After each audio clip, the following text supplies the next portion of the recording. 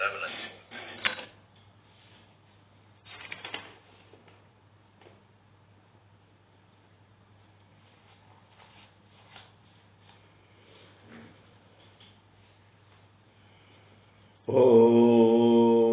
ಸದ್ಗುರು ಶ್ರೀ ಶುದ್ಧ ಬ್ರಹ್ಮಣೇ ನಮಃ. ಸಮಸ್ತ ಶುದ್ಧ ಬ್ರಹ್ಮ ಸ್ವರೂಪರಲ್ಲಿ ಅನಂತ ಅನಂತ ಪ್ರಣಾಮಗಳು.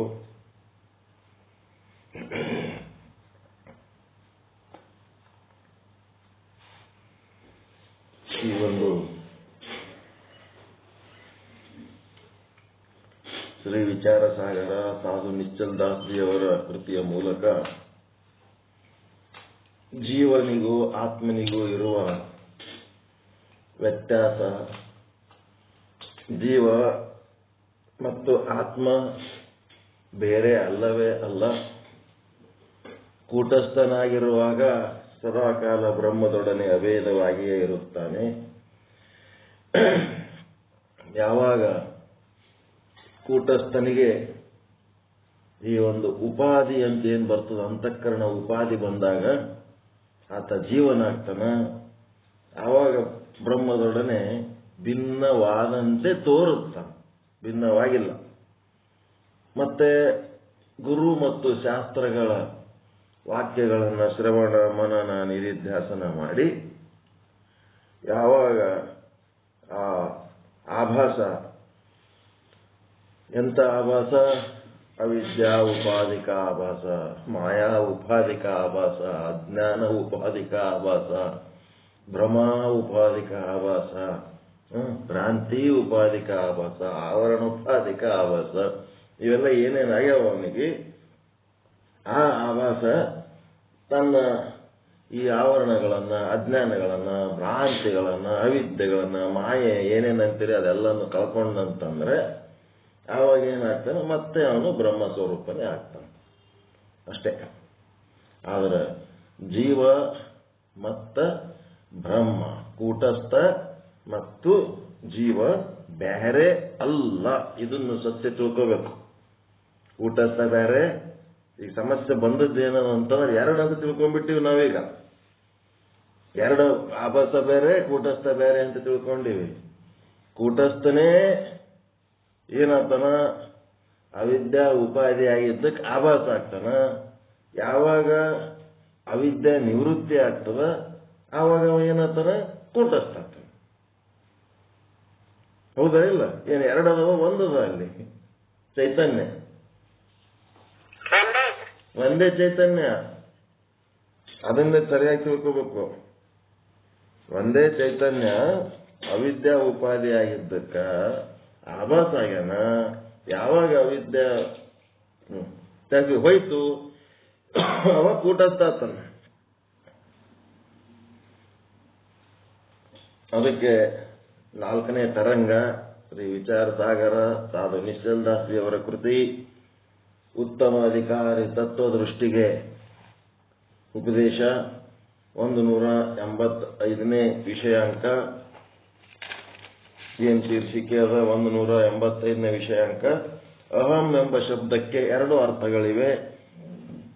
ಅವುಗಳಲ್ಲಿ ಕೂಟಸ್ಥನಿಗೆ ಬ್ರಹ್ಮದೊಡನೆ ಮುಖ್ಯ ಸಮಾನ ಅಧಿಕರಣ ಮತ್ತು ಆಭಾಸನಿಗೆ ಬಾಧ ಸಮಾನ ಅಧಿಕರಣ್ಯ ಅಂತ ಹೇಳಿದರು. 113ನೇ ದೋಹ. ತಾಕೋ ಸದಾ ಅಭೇದ ಹೈ ವಿಭು ಚೇತನತೆ ತಾತ ಬಾಧ ಸಮಯ ನಿಜ ರೂಪ ಹೂ ಬ್ರಹ್ಮ ರೂಪ ದರ್ಶಾತ. ತಾತ ಅಂದ್ರೆ ಕುಮಾರನೇ, ಕೂಟಸ್ಥ ಚೇತನವು ವಿಭು ಚೇತನದೊಡನೆ ಸದಾ ಅಭೇದವಾಗಿಯೇ ಇದೆ. ಕೂಟಸ್ಥ ಅಂತ ಏನಾದ ನಮ್ಮೊಳಗಿನ ಚೇತನ ಅದು ಸದಾ ಅಭೇದವಾಗಿಯೇ ಅದ. ಯಾರ ಜೊತೆಗೆ? ಬ್ರಹ್ಮದೊಡನೆ, ವಿಭು ಚೇತನದೊಡನೆ ಅಭೇದವಾಗಿ ಅದ. ಅದು ಬಿಟ್ಟು ಸಪರೇಟ್ ಇಲ್ಲ. ಈಗ ತರಂಗಗಳು ಸಮುದ್ರದ ತರಂಗ ಎದ್ದಾಗ ಅವು ಏನು ಸಮುದ್ರದಿಂದ ಭಿನ್ನವಾಗಿರ್ತವೆ, ಸಮುದ್ರದ ಮೇಲೆ ಇರ್ತಾವ್ರಿ, ಸಮುದ್ರದ ಜೊತೆಗೆ ಅಭೇದವಾಗಿರ್ತಾವ. ಅಭೇದ ಸಮುದ್ರ ಜೊತೆಗೆ ಅಭೇದವಾಗಿರುವ ತರಂಗ ಇರುವ ಹಾಗೆ ಈಗೇನದನ ಜೀವ ಅಂತೇನದನ ಇವನೇನ್ ಮಾಡ್ತಾನ, ಸದಾ ಆತನ ಜೊತೆಗೆ ಅಭೇದವಾಗಿ ಅದನ್ನ ಆಭಾಸನು ತನ್ನ ಮಿಥ್ಯಾ ಸ್ವರೂಪದ ಬಾಧ ಕಾಲದಲ್ಲಿ, ಬಾಧ ಸಮಯ ಅಂದ್ರೆ ಬಾಧ ಕಾಲದಲ್ಲಿ ತನ್ನ ಸ್ವರೂಪವನ್ನು ಬ್ರಹ್ಮ ಸ್ವರೂಪವಾಗಿಯೇ ಮಿಥ್ಯಾ ಸ್ವರೂಪದ ಬಾಧ ಕಾಲ, ಯಾವಾಗ ಮಿಥ್ಯಾ ಸ್ವರೂಪವನ್ನ ಬಾಧ ಮಾಡ್ಕೋತಾನ ಆವಾಗ ಏನಾಗ್ತಾನ, ಅವನು ಬ್ರಹ್ಮದೊಡನೆ ಅಭೇದವನ್ನೇ ಅನುಭವಿಸುತ್ತಾನೆ. ಅಂದ್ರೆ ಜ್ಞಾನದ ಕಾಲದಲ್ಲಿ ಬ್ರಹ್ಮದ ಸ್ವರೂಪದೊಡನೆ ಬಾಧ ಮಾಡಿಕೊಳ್ಳುತ್ತಾನೆ. ಅಜ್ಞಾನ ಕಾಲದಲ್ಲಿ ಬ್ರಹ್ಮದಿಂದ ಭಿನ್ನ ನಂಗ್ ಅನ್ನಿಸ್ತದ ಅವನಿಗಷ್ಟೇ. ಕೂಟಸ್ಥನು ಸದಾ ಬ್ರಹ್ಮದೊಡನೆ ಅಭೇದವಾಗಿಯೇ ಇದ್ದಾನೆ. ಆದರೆ ಆಭಾಸನು ತನ್ನ ಮಿಥ್ಯಾ ಸ್ವರೂಪದ ಬಾಧ ಮಾಡಿಕೊಂಡು ಬ್ರಹ್ಮವನ್ನೇ ಧಾರಣ ಮಾಡುತ್ತಾನೆ. ಒಂದೇ ಚೇತನ ಸದಾ ಕಾಲ ಅದು ಅಭೇದವಾಗಿ ಆದ, ಯಾವಾಗ ಅದು ಅಜ್ಞಾನವನ್ನ ಧಾರಣ ಮಾಡಿರ್ತದ ಆವಾಗ ಅದು ಭಿನ್ನ ಅನ್ನಂಗೆ ಅನಿಸ್ತದ. ಯಾವಾಗ ಅಜ್ಞಾನವನ್ನ ಕಳ್ಕೊತದ ಆವಾಗ ಅದು ಬ್ರಹ್ಮ ಸ್ವರೂಪನೇ ಆಗಿ ಬ್ರಹ್ಮದೊಡನೆ ಅಭೇದವಾಗಿಯೇ ಇರುತ್ತದ. ಇಲ್ಲಿ ಎರಡು ಚೇತನ ಅಂತ ತಿಳ್ಕೋಬಾರ್ದು. ಜೀವೋ ಬ್ರಹ್ಮ ಇವ ನಾಪರಹ, ಎರಡಂತ ತಿಳ್ಕೊಳ್ಳಕ್ಕೆ ಹೋಗ್ಬಾರ್ದು ಅಂತ ಹೇಳ್ತಾರ. ಒಳಗೊಂದು ಕೂಟಸ್ಥ ಅದ, ಒಂದು ಆಭಾಸ ಆದ ಅಂತ. ಆಭಾಸ ಕೂಟಸ್ಥ ಇಬ್ರು ಒಂದೇ. ಅಲ್ಲೇನ್ ಇಬ್ರು ಇರ್ತಾರೆ, ಒಂದಿರ್ತಾರೆ. ಬಿಂಬ ಪ್ರತಿಬಿಂಬ ಇರ್ತದಲ್ಲ ಕನ್ನಡಿ ಮುಂದ, ಅಲ್ಲಿ ಒಬ್ರೇ ಇರ್ತಾರೆ ಇಬ್ರು ಇರ್ತಾರೆ. ಬಿಂಬತ್ ಒಬ್ರು ಬೇರೆ, ಪ್ರತಿಬಿಂಬತ್ ಬೇರೆ ಅಂತ ಇರ್ತೀರಿ. ನಲ್ಲಿ ಒಬ್ರೇ ಇರ್ತೀರಿ. ಕನ್ನಡಿ ಮುಂದೆ ನಿಂತದ್ದಕ್ಕೆ ಎರಡಕ್ಕೆ ಕಾಣ್ಲಕತ್ತೀರಿ. ಕನ್ನಡಿ ತೆಗೆದು ಬಿಟ್ರಿ ಅಂತಂದ್ರೆ ಉಪಾಧಿ ಹೋಯ್ತು ಅಂತಂದ್ರೆ ಒಬ್ರೇ ಇರ್ತೀರಿ ಅಷ್ಟೇ.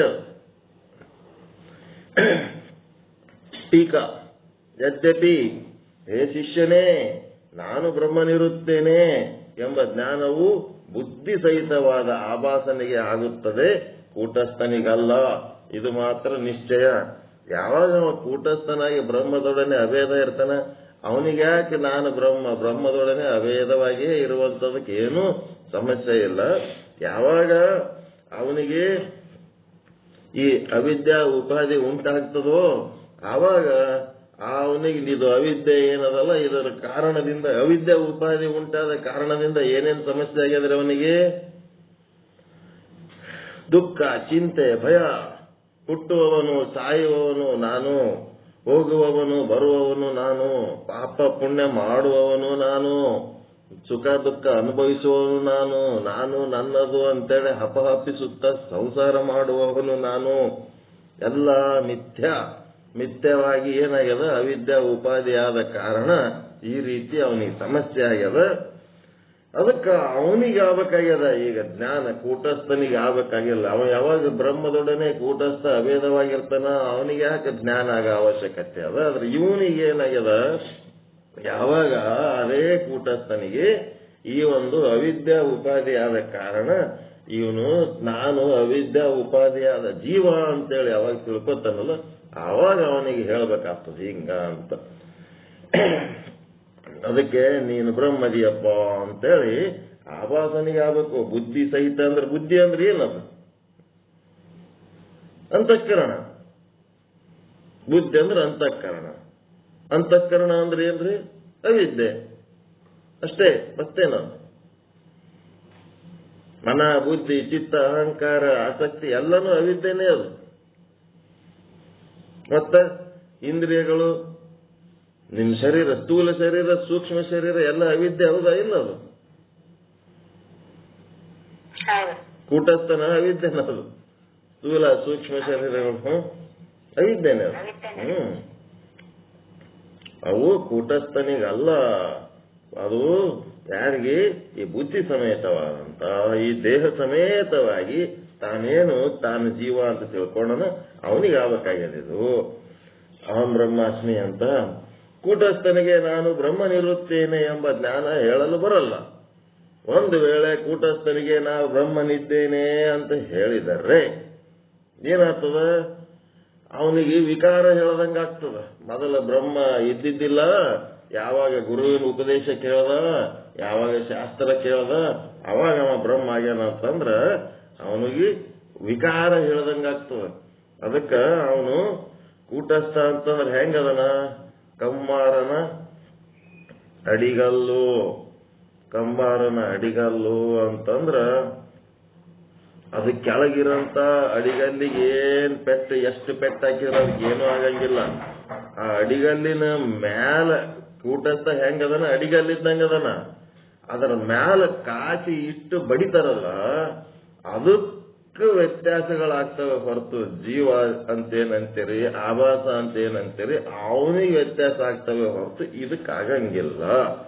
ಆಭಾಸನಲ್ಲಿ ವಿಕಾರಗಳದವು, ಆ ಕೂಟಸ್ಥನಲ್ಲಿ ವಿಕಾರಗಳು ಇಲ್ಲ. ಅದಕ್ಕೆ ಕಂಬಾರನ ವಸ್ತುಗಳು ವಿಕಾರ ಹೊಂದುತ್ತವೆ ವಿನಃ ಅಡಿಗಲ್ಲಿಗೆ ಏನೂ ವಿಕಾರ ಉಂಟಾಗುವುದಿಲ್ಲ. ಅದೇ ರೀತಿ ಮನಸ್ಸು ಎಂಬ ಕಂಬಾರ. ಕಂಬಾರ ಅಂದ್ರೆ ಏನು ಅಂತ? ಮನಸ್ಸು. ಇದು ದೃಷ್ಟಾಂತ ಬರ್ಕೋಬೇಕು. ಮನಸ್ಸು ಅಂದ್ರ ಅದಕ್ಕೆ ಕಂಬಾರ ಅಂತ ಮಾಡ್ಯಾನ. ಮನಸ್ಸು ಅಂದ್ರ ಕಂಬಾರ. ಮನಸ್ಸು ಎಂಬ ಕಂಬಾರನು ಸಂಕಲ್ಪ ವಿಕಲ್ಪಗಳೆಂಬ ಸಾಮಾನುಗಳು, ಕಬ್ಬಿಣ ಸಾಮಾನುಗಳು. ಸಂಕಲ್ಪ ವಿಕಲ್ಪ ಎನ್ನುವ ಕಬ್ಬಿಣ ಸಾಮಾನುಗಳನ್ನು ಮಾಡ್ಲಕತ್ತಾನ. ಸಾಮಾನುಗಳನ್ನು ಮಾಡುತ್ತಾನೆ. ಯಾವುದರ ಆಧಾರದ ಮೇಲೆ ಇಟ್ಟನ? ಅಡಿಗಲ್ಲಿನ ಆಧಾರದ ಮೇಲೆ ಇಟ್ಟನ.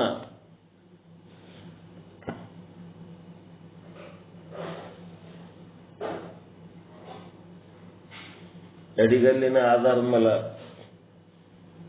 ಇಟ್ಟು, ಆಧಾರದ ಮೇಲೆ ಅಂದರೆ ಆಭಾಸನು ಸಂಕಲ್ಪದಲ್ಲಿ ಹೆಚ್ಚು ಕಡಿಮೆ ಆಗಬಹುದೇ ಹೊರತು ಆಮೇಲೆ ಪೆಟ್ಟು ಎದ್ರದ್ದು ಕೊಡ್ತಾನವ? ಎದ್ರ ಪೆಟ್ಟು ಕೊಡ್ತಾನ್ರಿ? ಸುತ್ತಿಗೆ ಪೆಟ್ಟು. ಎಂತ ಸುತ್ತಿಗೆ? ಕರ್ಮದ ಸುತ್ತಿಗೆ ಪೆಟ್ಟು. ಕರ್ಮಗಳಿರ್ತಾವಲ್ಲ, ಪಾಪ ಪುಣ್ಯ ಕರ್ಮಗಳೆನ್ನುವ ಸುತ್ತಿಗೆ ಪೆಟ್ಟುಗಳು ಕೊಡ್ತಾನೋ. ಕೊಟ್ಟು ಏನ್ ಮಾಡ್ತಾನ? ಆ ಕಬ್ಬಿಣ ಸಾಮಾನು ಸಂಕಲ್ಪ ವಿಕಲ್ಪದಲ್ಲಿ ವ್ಯತ್ಯಾಸ ಮಾಡ್ತಾನ. ಅದಕ್ಕ ಅಲ್ಲಿ ವ್ಯತ್ಯಾಸ ಆಗ್ತದೆ ಹೊರತು ಆಧಾರವಾಗಿರುವಂತ ಅಡಿಗಲ್ಲಿಗೆ ಯಾವ ವ್ಯತ್ಯಾಸವಾಗುವುದಿಲ್ಲ. ಆ ಮನಸ್ಸಿಗೆ ಅಂದರೆ ಚಿದಾಭಾಸನ ಸಂಕಲ್ಪದಲ್ಲಿ ವಿಕಲ್ಪದಲ್ಲಿ ಹೆಚ್ಚು ಕಡಿಮೆ ಆಗಬಹುದು. ಆದರೆ ಕೂಟಸ್ಥನು ಯಾವಾಗಲೂ ನಿರ್ವಿಕಾರವಾಗಿಯೇ ಇರುತ್ತಾನೆ. ಮನಸ್ಸು ಎಂಬ ಕಂಬಾರ ಸಂಕಲ್ಪ ವಿಕಲ್ಪ ಎಂಬ ಕಬ್ಬಿಣ ಸಾಮಾನುಗಳನ್ನ ಕಾಯಿಸಿ ಏನ್ ಮಾಡ್ತಾನ ಅವನು? ಆ ಅಡಿಗೆಯಲ್ಲಿನ ಆಧಾರದ ಮೇಲೆ ಇಟ್ಟು ಕರ್ಮ ಎಂಬ ಸುತ್ತಿಗೆ ಪೆಟ್ಟುಗಳನ್ನು ಹಾಕ್ತಿರ್ತಾನ. ಅದು ಹಾಕುವಾಗ ವ್ಯತ್ಯಾಸ ಎಲ್ಲಿ? ಸಂಕಲ್ಪ ವಿಕಲ್ಪಗಳಲ್ಲಿ ವ್ಯತ್ಯಾಸ ಆಗ್ತದೆ ಹೊರತು ಅಡಿಗಲ್ಲಿನಲ್ಲಿ ಯಾವ ವ್ಯತ್ಯಾಸ ಆಗುವುದಿಲ್ಲ. ತಥಾಪಿ ಏನಂದ್ರೆ, ಆ ಆಭಾಸನು ಯಾವ ಕೂಟಸ್ಥ ಹಾಗೂ ತನ್ನ ಸ್ವರೂಪಗಳೆರಡಕ್ಕೂ ತನ್ನ ಆತ್ಮವೆಂದು ತಿಳಿಯುತ್ತಾನೆ. ಆಭಾಸ ಏನ್ ತಿಳ್ಕೊತಾನ? ಕೂಟಸ್ಥ ಮತ್ತು ತನ್ನ ಸ್ವರೂಪ ಎರಡೂ ಆತ್ಮ ಅಂತ ತಿಳ್ಕೊತಾನ. ಆ ಆತ್ಮನು ನಾನು ಎಂಬ ಶಬ್ದದಿಂದ ಗ್ರಹಣವಾಗಿರುತ್ತದೆ. ಅದುವೇ ಅಹಂ ಶಬ್ದದ ಅರ್ಥವಿರುತ್ತದೆ. ಏನಾಗ್ತದ? ಆಭಾಸ ಯಾವ ಕೂಟಸ್ಥ ಮತ್ತು ತನ್ನ ಸ್ವರೂಪ ಎರಡನ್ನೂ ತಾನು. ಈಗ ಹಾಲದಲ್ರಿ, ಹಾಲು ಶುದ್ಧ ಹಾಲಿಗೂ ನಾವು ಹಾಲೆ ಅಂತೀವಿ, ನೀರ್ ಕಲಸಿದ ಹಾಲಿಗೂ ಹಾಲೆ ಅಂತೀವಿ. ಹಾಗಿಲ್ಲಿ ಆಭಾಸನಿಗೆ ಒಂದು ಏನಾಗ್ಯದಪ್ಪ ಅಂತಂದ್ರ, ಅವನಿಗೆ ಶುದ್ಧ ಕೂಟಸ್ಥನೂ ನಾನಂತ ತಿಳ್ಕೊಂಡ. ಈಗ ನಮ್ಮದೇ ಪರಿಸ್ಥಿತಿ. ಈಗ ನಾವು ಅದೀವಲ್ಲ ಕೂಟಸ್ಥ ಅಂತನೂ ನಮ್ಮನ್ನ ನಾವು ತಿಳ್ಕೊಂಡಿವಿ, ಆಭಾಸ ಅಂದ್ರೂ ನಾವೇ ಅಂತ ತಿಳ್ಕೊಂಡಿವಿ. ಮತ್ತೆ ಯಾರು ಇಲ್ಲ ನಮ್ಮನ್ನ ಬಿಟ್ಟು. ನಾವೇ ಆಭಾಸ ಅಂದ್ರೂ ನಾವೇ ತಿಳ್ಕೊಂಡಿವಿ, ಕೂಟಸ್ಥ ಅಂತ ನಾವೇ ತಿಳ್ಕೊಂಡಿವಿ. ಹಾಲು ಸಮೇತ ನೀರು ಸಮೇತ ಹಾಲಿಗೂ ನಾವು ಹಾಲಂತ ತಿಳ್ಕೊಂಡಿವಿ. ಬರೇ ಹಾಲಿಗೂ ಹಾಲಂತ ತಿಳ್ಕೊಂಡಿವಿ. ಈ ರೀತಿ ತಿಳ್ಕೊಂಡವಾಗ ಬ್ರಹ್ಮಜ್ಞಾನವು ಆಭಾಸನಿಗೆ ಆಗುತ್ತದೆ. ಬ್ರಹ್ಮಜ್ಞಾನ ಯಾರಿಗಾಗ್ತದೆ? ಆಭಾಸನಿಗಾಗ್ತದೆ. ಆದರೂ ಕೂಡ ಆಭಾಸನು ನಾನು ಎನ್ನುವಾಗ ಕೂಟಸ್ಥನೇ ತನ್ನ ಸ್ವರೂಪ ಅಂತ ತಿಳಿದುಕೊಂಡಿದ್ದಾನೆ. ಆ ಬ್ರಹ್ಮಜ್ಞಾನವು ಆಭಾಸನಿಗೆ ಆಗುತ್ತದೆ. ಆದರೂ ಕೂಡ ಆಭಾಸನು ಏನ್ ಮಾಡೋಣ, ನಾನು ಎನ್ನುವಾಗ ಕೂಟಸ್ಥನೇ ತನ್ನ ಸ್ವರೂಪ ಅಂತ ತಿಳಿದುಕೊಂಡಿದ್ದಾನೆ. ಆ ಅಹಂ ಶಬ್ದದಲ್ಲಿ ಪ್ರಕಾಶವಾಗುತ್ತಿರುವ ಯಾವ ಕೂಟಸ್ಥನಿರುವನೋ ಅವನು ಬ್ರಹ್ಮದೊಡನೆ ಸದಾ ಅಭೇದವಾಗಿರುತ್ತಾನೆ. ಈ ರೀತಿಯಾಗಿ ಅಹಂ ಶಬ್ದದ ಅರ್ಥವಿರುತ್ತದೆ. ಅದೇ ವಾಚ್ಯಾರ್ಥ ಲಕ್ಷ್ಯಾರ್ಥ ಹೇಳೋದ್ರ ಬದಲು ಈ ರೀತಿ ಹೇಳಕತ್ತಾರವ್ರು ಅಷ್ಟೇ. ಅದು ಹಾಲೇ ಇದು ಹಾಲೇ, ಅದರೊಳಗೆ ಮಿಕ್ಸ್ ಇದ್ದದ್ದು ಹಾಲಿಗೂ ತಾನು ಹಾಲಂತ ತಿಳ್ಕೊತಾನ, ಬರೀ ಹಾಲಿಗೂ ಹಾಲಂತ ತಿಳ್ಕೊಂಡಿರ್ತಾನ. ಇದನ್ನೇ ಅವನೇನ್ ಮಾಡ್ತಾನ, ಆ ಜೀವ ಆದವನು ಕೂಟಸ್ಥನೂ ತಾನೇ ಅಂತ ತಿಳ್ಕೊಂಡನ. ಕೂಟಸ್ಥ ಅದೇನದ ಅವಿದ್ಯಾ ಸಮೇತವಾದಂತ ಈ ಜೀವ ಏನದಲ್ಲ ಅದನ್ನು ತಾನೇ ಅಂತ ತಿಳ್ಕೊಂಡನ. ಅಹಂ ಶಬ್ದದಲ್ಲಿ ಪ್ರಕಾಶವಾಗುತ್ತಿರುವ ಯಾವ ಕೂಟಸ್ಥ ಇದ್ದಾನೋ ಅವನು ಬ್ರಹ್ಮದೊಡನೆ ಸದಾ ಅಭೇದವಾಗಿರುತ್ತಾನೆ. ನಾವು ತಿಳಿದಾಗಲೂ ಅವನು ಅಭೇದವಾಗಿರುತ್ತಾನೆ, ತಿಳಿಯದಿರುವಾಗಲೂ ಅಭೇದವಾಗಿರುತ್ತಾನೆ. ಈಗ ನಾನು ನಾನು ಅನ್ನೋದ್ರೊಳಗ ಎರಡದವ. ನಮ್ಮದ್ರೊಳಗ ನಾನು ನಾನು ಅನ್ನೋದ್ರೊಳಗ ಎರಡದವ. ಒಂದು ಕೂಟಸ್ಥ, ಇನ್ನೊಂದು ಆಭಾಸ. ಆ ಕೂಟಸ್ಥ ಭಾಗ ಏನದ ಸದಾ ಕಾಲ ಬ್ರಹ್ಮದೊಡನೆ ಅಭೇದವಾಗಿ ಆದ. ಆಭಾಸ ಭಾಗ ಹೆಂಗದದು? ತಿಳಿದಾಗ ಅಹಂ ಬ್ರಹ್ಮಾಸ್ಮಿ ಅನ್ನಂತ ತಿಳುವಳಿಕೆ ಹೊಂದಿದಾಗ ಅದು ಏನಾಗ್ತದ, ತನ್ನ ಅವಿದ್ಯಾ ಉಪಾದಿಯಿಂದ ಮುಕ್ತವಾಗಿ ಆವಾಗದು ಬ್ರಹ್ಮದೊಡನೆ ಅಭೇದ ಆಗ್ತದ. ತಿಳಿಯದಿರುವಾಗ ಬ್ರಹ್ಮದೊಡನೆ ಭೇದವಾಗಿರ್ತದೆ. ಅದನ್ನೇ ಅವರೆಷ್ಟು ಚಂದ ಹೇಳ್ತಾರೆ.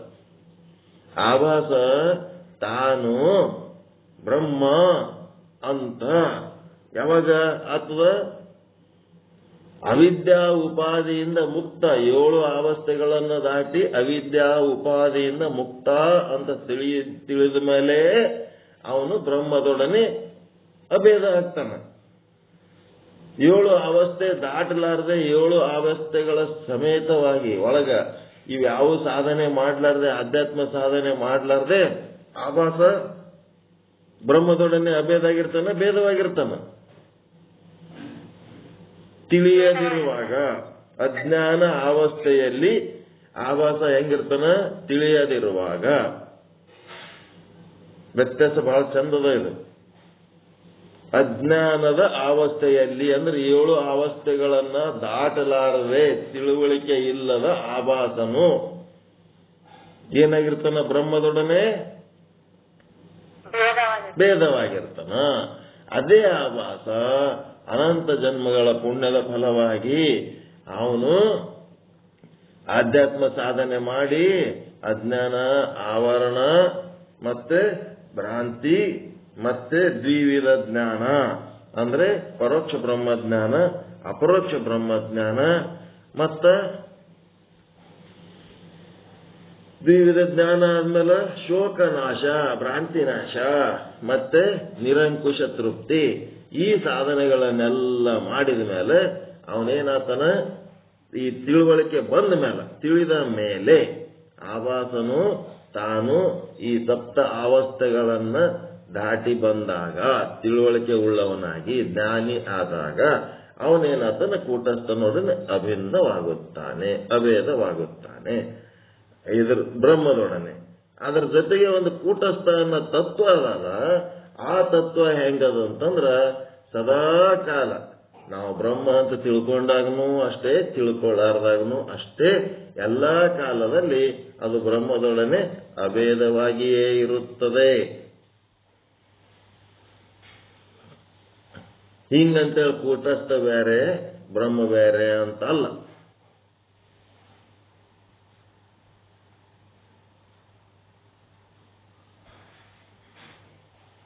ಅಹಂ ಎನ್ನುವ ಶಬ್ದದಲ್ಲಿ ಕೂಟಸ್ಥ ಭಾಗ ಏನ್ ಆದ ಆ ಭಾಗ ಸದಾ ಕಾಲ ಏನದ?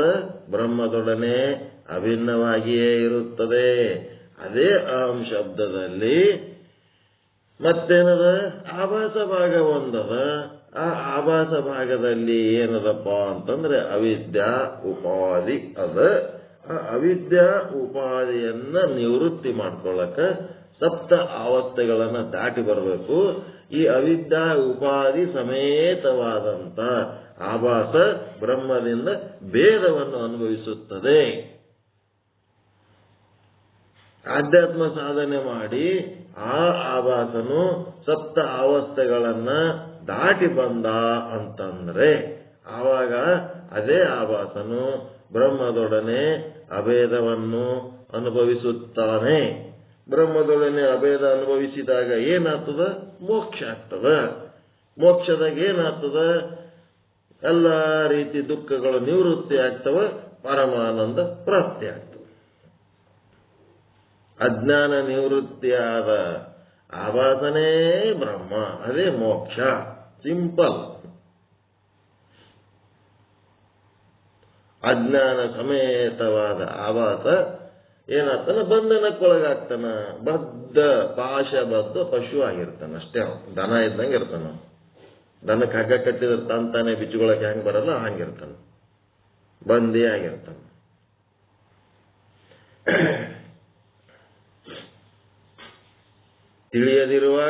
ತಿಳಿದಿರುವಾಗಲೂ ಕೂಟಸ್ಥನು ಬ್ರಹ್ಮದೊಡನೆ ಸದಾ ಅಭೇದವಾಗಿಯೇ ಇರುತ್ತಾನೆ.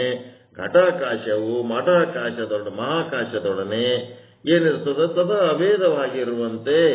ಅಭೇದ ಘಟಾಕಾಶ ಮತ್ತು ಮಹಾಕಾಶ ಹೆಂಗ ಅಭೇದವಾಗಿರ್ತವೆ ಹಂಗೆ ಅಭೇದವಾಗಿ ಇರುತ್ತವೆ. ಎರಡು ಒಂದಾಗಿ ಕೂಡುವುದಲ್ಲ, ಒಂದೇ ಇರುತ್ತದೆ. ಎರಡೆರಡ ಕೂಡಿ ಅಲ್ಲಿ ಏನು ಇಲ್ಲ, ಒಂದೇ. ಘಟಾಕಾಶ ಮಹಾಕಾಶ ಅಂತೇಳಿ ಎರಡು ಇದ್ದು ಅವೆರಡು ಕೂಡಿ ಒಂದಾಗ್ತದಂತಲ್ಲ, ಒಂದೇ.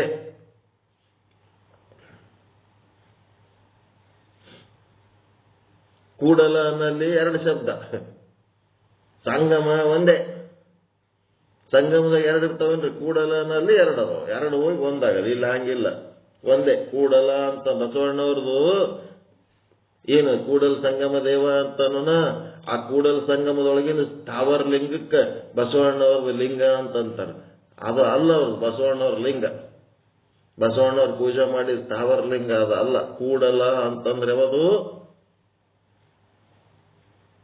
ಕೂಡಲ ಅಂದ್ರೆ ಯಾವದ್ರಿ? ಬ್ರಹ್ಮ ಮತ್ತು ಆಭಾಸ. ಸಂಗಮ ಅಂತಂದ್ರೆ ಕೂಟಸ್ಥ.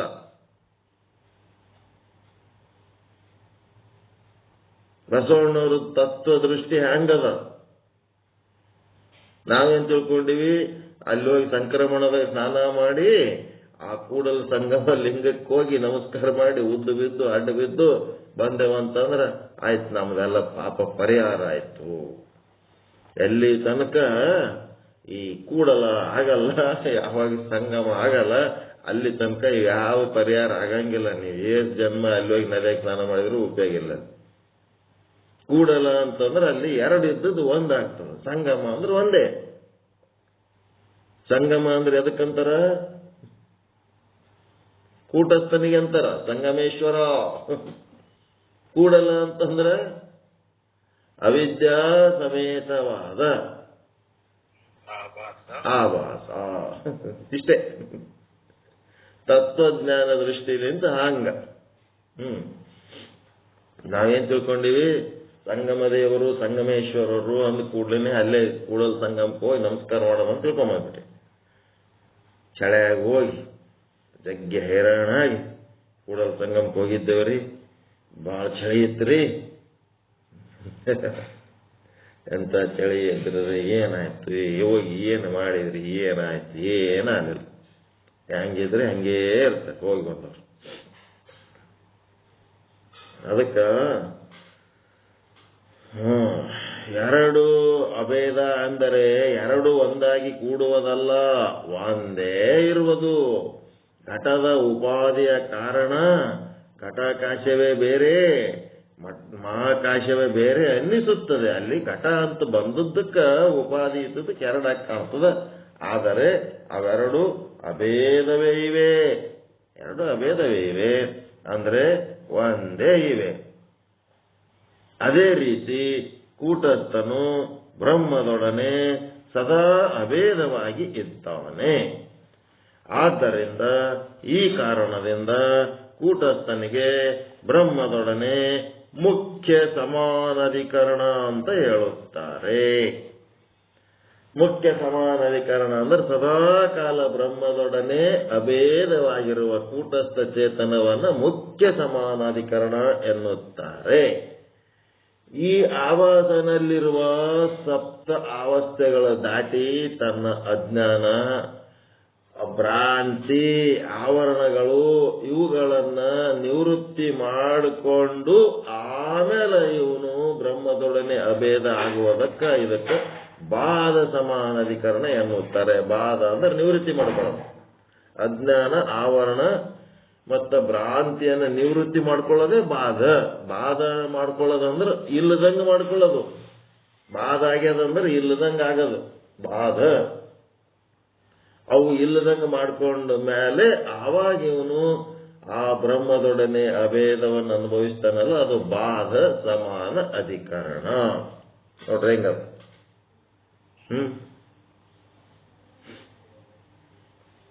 ಅದಕ್ಕೆ ಟಿಪ್ಪಣಿ 189. ಸಮಾನ ಅಧಿಕರಣ ಸಂಬಂಧ ಎಂದರೇನು?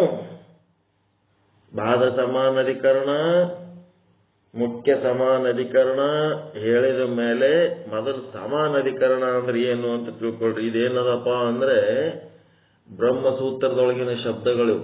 ಇವೇನು ಸಾದಾ ಶಬ್ದಗಳಲ್ಲಿವು, ಬ್ರಹ್ಮಸೂತ್ರದೊಳಗೆ ಬಳಸಿದ ಶಬ್ದಗಳಿವು, ಅಧಿಕರಣಗಳು. ಇಲ್ಲಿ ಸುಮ್ಮ ಒಂದೆರಡು ಹೇಳ್ಯಾರ, ಫುಲ್ ಇವೇ ಅದಾವ ಅದ್ರ ತುಂಬ.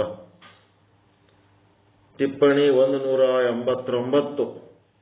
ಸಮಾನ ಅಧಿಕರಣ ಸಂಬಂಧ ಎಂದರೇನು?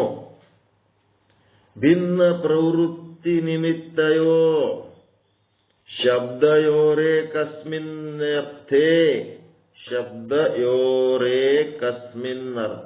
ಪ್ರವೃತ್ತಿ ಸಮಾನಾಧಿಕರಣ್ಯ ಇತಿ. ಅಂದ್ರೆ ಲಕ್ಷಣ ಹೇಳಕತ್ತಾರೆ. ಸಮಾನಾಧಿಕರಣದ ಲಕ್ಷಣ ಏನು ಅಂತ. ಸಮಾನಾಧಿಕರಣ ಎಂದರೆ ಒಂದೇ ಅಧಿಕರಣ, ಕೂಟಸ್ಥನಿಗೂ ಬ್ರಹ್ಮಕ್ಕೂ ಒಂದೇ ಅಖಂಡ ಚೇತನವೇ ಆಧಾರವಾಗಿದೆ. ಬ್ರಹ್ಮ ಮತ್ತು ಕೂಟಸ್ಥ ಎರಡಕ್ಕೂ ಏನಾಗ್ಯದ? ಒಂದು ಅಖಂಡ ಚೇತನ ಏನದಲ್ಲ, ಅದಕ್ಕೆ ಅಧಿಕರಣ ಅಂತಾರೆ. ಸಮಾನ ವಿಭಕ್ತಿಯು ಒಂದೇ ವಿಭಕ್ತಿಯು ಬಲದಿಂದ ಅಧಿಕರಣ ಎಂದರೆ ಒಂದೇ ಅರ್ಥರೂಪ ಆಶ್ರಯವಾಗಿರುವಂತಹ ಯಾವ ಎರಡು ಶಬ್ದಗಳಿರುವವೋ ಅವು ಸಮಾನ ಅಧಿಕರಣ ಎಂದು ಹೇಳಲ್ಪಡುತ್ತವೆ. ಅಹಂ ಶಬ್ದ ಮತ್ತು ಬ್ರಹ್ಮ ಶಬ್ದ. ಅಹಂ ಶಬ್ದದ ಎರಡು ಅರ್ಥಗಳನ್ನ ಅಂಗೀಕಾರ ಮಾಡಿದರೆ, ಆಭಾಸ ಅಹಂ ಅಂತ ಅಂಗೀಕಾರ ಮಾಡಿದರೆ, ಆಭಾಸದ ಅಹಂ ಪ್ರವೃತ್ತಿಯೇ ಬೇರೆ, ಬ್ರಹ್ಮದ ಪ್ರವೃತ್ತಿಯೇ ಬೇರೆ. ಆದರೆ ಆಭಾಸನಿಗೂ ಮತ್ತು ಬ್ರಹ್ಮನಿಗೂ ಒಂದೇ ಅರ್ಥವಿದೆ. ಅಧಿಕರಣ ಒಂದೇ ಅದು, ಬ್ರಹ್ಮನಿಗೂ ಆಭಾಸನಿಗೂ. ಸಮಾನ ಅಧಿಕರಣ ಸಂಬಂಧ ಭಿನ್ನ ಪ್ರವೃತ್ತಿ ಅಥವಾ ತತ್ ತ್ವಂ. ತತ್ ಎಂದರೆ ಅದು, ಅದರ ಪ್ರವೃತ್ತಿ ಪರೋಕ್ಷದ ಕಡೆಗೆ ಇದೆ. ತ್ವಂ ಎಂದರೆ ಇದು, ಇದರ ಪ್ರವೃತ್ತಿ ಅಪರೋಕ್ಷದ ಕಡೆಗೆ ಇದೆ. ತತ್ ತ್ವಂ. ತತ್ ಅಂದ್ರೆ ಅದು, ತ್ವಂ ಅಂದ್ರೆ ಇದು. ಅದು ತತ್ ಅಂದ್ರೆ ಪರೋಕ್ಷದ ಕಡೆ ಇರೋದು, ತ್ವಂ ಅಂದ್ರೆ ಅಪರೋಕ್ಷದ ಕಡೆಗೆ ಇರೋದು. ಅದು ಅಂದ್ರೆ ತತ್, ತತ್ ಅಂದ್ರೆ ಅದು ಪರೋಕ್ಷ ಪರಮಾತ್ಮ, ಅದು ಅಂದ್ರೆ ಪರಮಾತ್ಮ. ತ್ವಂ ಅಂತಂದ್ರೆ ನಾನು, ಇದು ಅಂದ್ರೆ ಅಪರೋಕ್ಷ ಅಂತಂದ್ರೆ ಜೀವಾತ್ಮ. ತ್ವಂ ಅಂದ್ರೆ ಜೀವ, ತತ್ ಅಂದ್ರೆ ಪರಮಾತ್ಮ.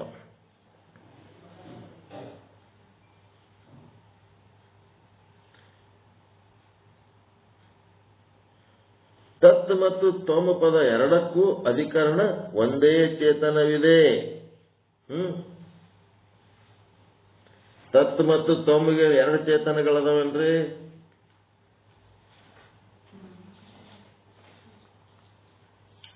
ಒಂದೇ ಚೇತನ, ತತ್ಸಿಗೂ ಪರಮಾತ್ಮನಿಗೂ ಅದೇ ಚೇತನ, ಜೀವಾತ್ಮನಿಗೂ ಅದೇ ಚೇತನ.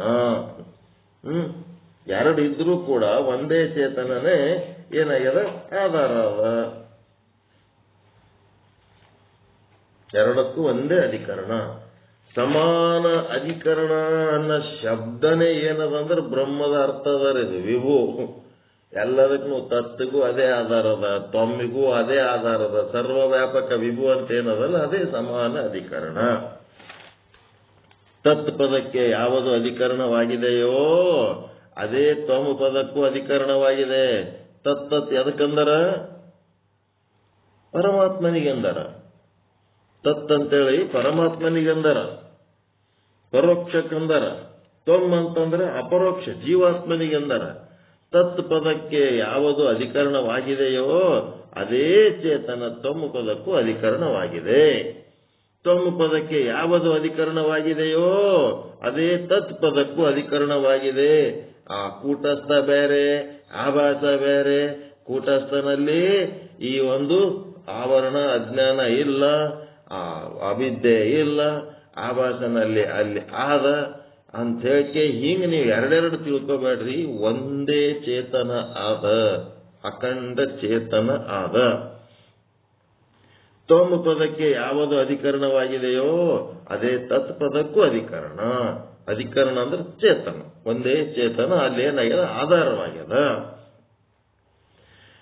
ಒಂದೇ ಅಧಿಕರಣವಿದ್ದರೂ ಕೂಡ ತತ್ ಪದದ ಪ್ರವೃತ್ತಿಯೇ ಬೇರೆ ಇದೆ, ತ್ವಮ್ ಪದದ ಪ್ರವೃತ್ತಿಯೇ ಬೇರೆ ಇದೆ. ಈ ಎರಡೂ ಶಬ್ದಕ್ಕೂ ಒಂದೇ ಅಧಿಕರಣ ಅಂದರೆ ಸಮಾನ ಅಧಿಕರಣ ಅಂದರೆ ಬ್ರಹ್ಮಚೇತನ. ನೋಡ್ರಿ, ಸಮಾನ ಅಧಿಕರಣ ಅಂದ್ರೆ ಹೇಳಿನೇ ಇಲ್ಲ ಈಗ. ಸಮಾನ ಅಧಿಕರಣ ಅಂದ್ರೆ ಬ್ರಹ್ಮಚೇತನ, ಒಂದೇ ಬ್ರಹ್ಮಚೇತನ. ಅದಕ್ಕೂ ಇದೆ, ಇದಕ್ಕೂ ಅದೇ. ಅಹಂ ಬ್ರಹ್ಮ ಅಂದ್ರೆ ಅಹಂ ಶಬ್ದದ ಪ್ರವೃತ್ತಿ ಅದೇನದ ಅಪರೋಕ್ಷದ ಕಡೆಗೆ ಇದೆ. ಅದು ಬ್ರಹ್ಮ ಅಂತೇಳಿ ನಾವು ಬೇರೆ ಕಡೆ ಎಲ್ಲೋ ಅಂತ ಹೇಳ್ತೀವಿ. ಬ್ರಹ್ಮ ಶಬ್ದದ ಪ್ರವೃತ್ತಿ ಪರೋಕ್ಷದ ಕಡೆಗೆ ಇದೆ. ಅಹಂ ಎಂಬ ಶಬ್ದ ಏನದ ಅಧಿಕರಣವಾಗಿರತಕ್ಕಂಥ ಚೇತನವೇ ಆ ಬ್ರಹ್ಮ ಎಂಬ ಶಬ್ದಕ್ಕೂ ಅಧಿಕರಣವಾಗಿದೆ. ಅಹಂ ಎಂಬ ಶಬ್ದಕ್ಕೆ ಅಧಿಕರಣವಾಗಿರುವಂತ ಚೇತನವೇ ಆ ಬ್ರಹ್ಮ ಎಂಬ ಶಬ್ದಕ್ಕೂ ಅಧಿಕರಣವಾಗಿದೆ. ನಾನು ನಾನು ಅಂತೇನಂತೀರಿ, ಅದಕ್ಕೂ ಮೂಲಾಧಾರವಾದ ಚೇತನ ಅದೇ. ಬ್ರಹ್ಮ ಎನ್ನುವ ಒಂದು ದೇವರು ಅಂತಿರಲ್ಲ, ಅದಕ್ಕೂ ಅದೇ ಚೇತನ. ಅದಕ್ಕೆ ನಿರ್ವಾಣ ಷಟಕಂನೊಳಗ ಎಲ್ಲ ಹೊಡೆದಾಕ್ತಾರೆ, ಎರಡೆರಡು. ಭಕ್ತ, ಭಗವಂತ, ಗುರು, ಶಿಷ್ಯ. ಗುರುವಿಗೆ ಯಾವ ಚೇತನ ಅಧಿಕರಣ ಆಗ್ಯದ, ಶಿಷ್ಯನಲ್ಲೂ ಅದೇ ಚೇತನ ಅಧಿಕರಣ ಆಗ್ಯದ. ಭಕ್ತನಲ್ಲಿ ಯಾವ ಚೇತನ ಅಧಿಕರಣ ಆಗ್ಯದ, ಭಗವಂತನಲ್ಲಿ ಅದೇ ಚೇತನ ಅಧಿಕರಣ ಆಗ್ಯದ. ಮತ್ತ ಅಧಿಕರಣ ಅಂದ್ರೆ ಆಧಾರವಾಗಿರೋದು. ಆತ್ಮಕ್ಕೆ ಯಾವ ಚೇತನ ಅಧಿಕರಣವಾಗಿದೆಯೋ ಪರಮಾತ್ಮನಲ್ಲೂ ಅದೇ ಚೇತನ ಅಧಿಕರಣವಾಗ್ಯದ. ಮತ್ತೆವುದು ಉಪಾಸಕನಲ್ಲಿ ಯಾವ ಚೇತನ ಅಧಿಕರಣವಾಗಿದೆಯೋ ಉಪಾಸ್ಯ ವಸ್ತುವಿನಲ್ಲೂ ಅದೇ ಚೇತನ ಅಧಿಕರಣವಾಗಿದೆ. ಒಂದೇ ಅಧಿಕರಣ ವಸ್ತು ಅದ, ಸಮಾನ ಅಧಿಕರಣ. ಒಂದ್ ಹೆಚ್ಚ ಒಂದು ಕಡಿಮೆ ಇಲ್ಲ. ಗುರುವಿನ ಬಲ್ಲಿರುವ ಬ್ರಹ್ಮ ಸ್ವಲ್ಪ ಶ್ರೇಷ್ಠದ, ಶಿಷ್ಯನ ಬಲ್ಲಿರುವ ಬ್ರಹ್ಮ ಕನಿಷ್ಠದ ಏನ್ರಿ?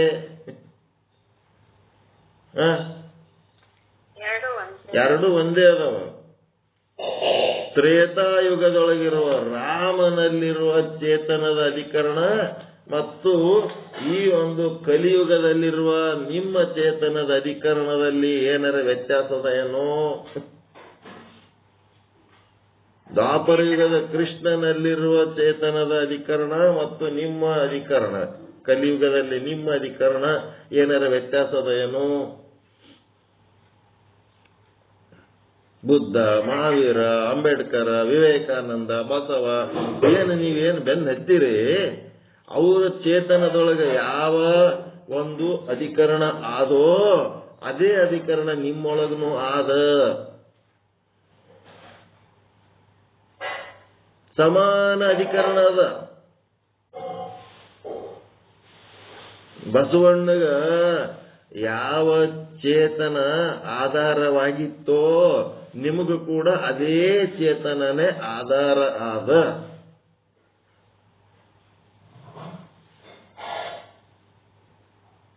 ಒಪ್ಕೋತೀರ ಇಲ್ಲ?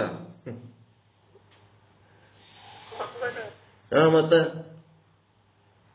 ಅದ್ರ ಕಡೆ ಯಾರು ಅಧಿಕರಣದ ಕಡೆ ಯಾರು ಲಕ್ಷ್ಯ ಕೊಡ್ತಾರ, ಸಮಾನ ಅಧಿಕರಣದ ಕಡೆ ಯಾರು ಲಕ್ಷ್ಯ ಕೊಡ್ತಾರ ಅವರು ಮಹಾತ್ಮರಾಗ್ತಾರೆ. ಆ ಸಮಾನ ಅಧಿಕರಣದ ಕಡೆ ಅಲಕ್ಷ್ಯ ಯಾರು ಮಾಡ್ತಾರ ಅವರು ಕತ್ತಿಕಾಯಾರಾಗ್ತಾರೆ, ಅಷ್ಟೇ. ದನ ಕಾಯ್ಲಕ್ಕೆ ಹೋಗ್ತಾರೆ, ಪಶುಗಳಾಗ್ತಾರೆ. ಅದಕ್ಕೊಬ್ಬ ಪಶುಪತಿ ಅಂತ ಈಶ್ವರ ಇರ್ತಾನ, ಅವ ಹೆಂಗಿಟ್ಟಿರ್ತಾನ ಹಂಗಿರ್ಬೇಕಷ್ಟೇ. ಎಲ್ಲದಕ್ಕೂ ಸಮಾನ ಅಧಿಕರಣ, ಸರ್ವ ವ್ಯಾಪಕ ಅಂತಿರಲ್ಲ. ಅಣು, ರೇಣು, ತೃಣ, ಕಾಷ್ಟ, ಸಚರ, ಅಚರ ಎಲ್ಲದರೊಳಗೂ ತುಂಬಿ ತುಳುತ್ತದಂತಾರಲ್ಲ, ಅದೇ ಸಮಾನ ಅಧಿಕರಣ. ಎಲ್ಲದರೊಳಗೂ ಅದೇ ಅದು. ಎಲ್ಲ ಕಾಲದಲ್ಲಿ, ಎಲ್ಲ ದೇಶದಲ್ಲಿ, ಎಲ್ಲ ವಸ್ತುಗಳಲ್ಲಿ ಸಮಾನ ಅಧಿಕರಣವಾಗಿದೆ. ಸರ್ವ ವ್ಯಾಪಕ ವಿಭು ಅಂದ್ರೆ ಸಮಾನ ಅಧಿಕರಣ. ಎಷ್ಟು ಚಂದ ಹೊಸ ಶಬ್ದ ಕಲಿಸ್ಲಕತ್ತಾರ, ಅರ್ಥ ಮಾಡಿಕೊಡ್ತಾರೆ. ನಮ್ಮಲ್ಲಿ ಶಬ್ದಗಳಿಲ್ಲ, ಅರ್ಥ ಅದ, ಶಬ್ದ ಇಲ್ಲ. ಆ ಶಬ್ದಗಳು ವ್ಯಕ್ತಪಡಿಸಿದಾಗ ಖುಷಿ ಆಗ್ಬಿಡ್ತದೆ. ನಮ್ಮ ಭಾವನೆಗಳಿಗೆ ಶಬ್ದಗಳು ಸಿಗ್ಲಾರ್ದಕ್ಕೆ ಓದಾಡ್ತಿರ್ತೀವಿ. ಅದು ಹೇಳಕ್ಕ ಸ್ವಲ್ಪ ಹೇಳಕ್ ಹೋಗಿ ಇಷ್ಟು ಉದ್ದ ಹೇಳ್ತಿರ್ತೀವಿ, ಆದ್ರೂ ಅದು ವ್ಯಕ್ತ ಆಗಂಗಿಲ್ಲ. ಇವ್ರೇನ್ ಮಾಡ್ತಾರ, ವೇದಾಂತಿಗಳು ಒಂದು ಶಬ್ದ ಕೊಡ್ತಾರ, ಆ ಶಬ್ದಕ್ಕೆ ನಿಮ್ಮ ಅರ್ಥಗಳನ್ನ ತುಂಬಿಸ್ಬಿಡ್ತಾರೆ. ಅವಾಗ ಸಮಾನ ಅಧಿಕರಣ ಖುಷಿಯಾಗಿಬಿಡ್ತದೆ.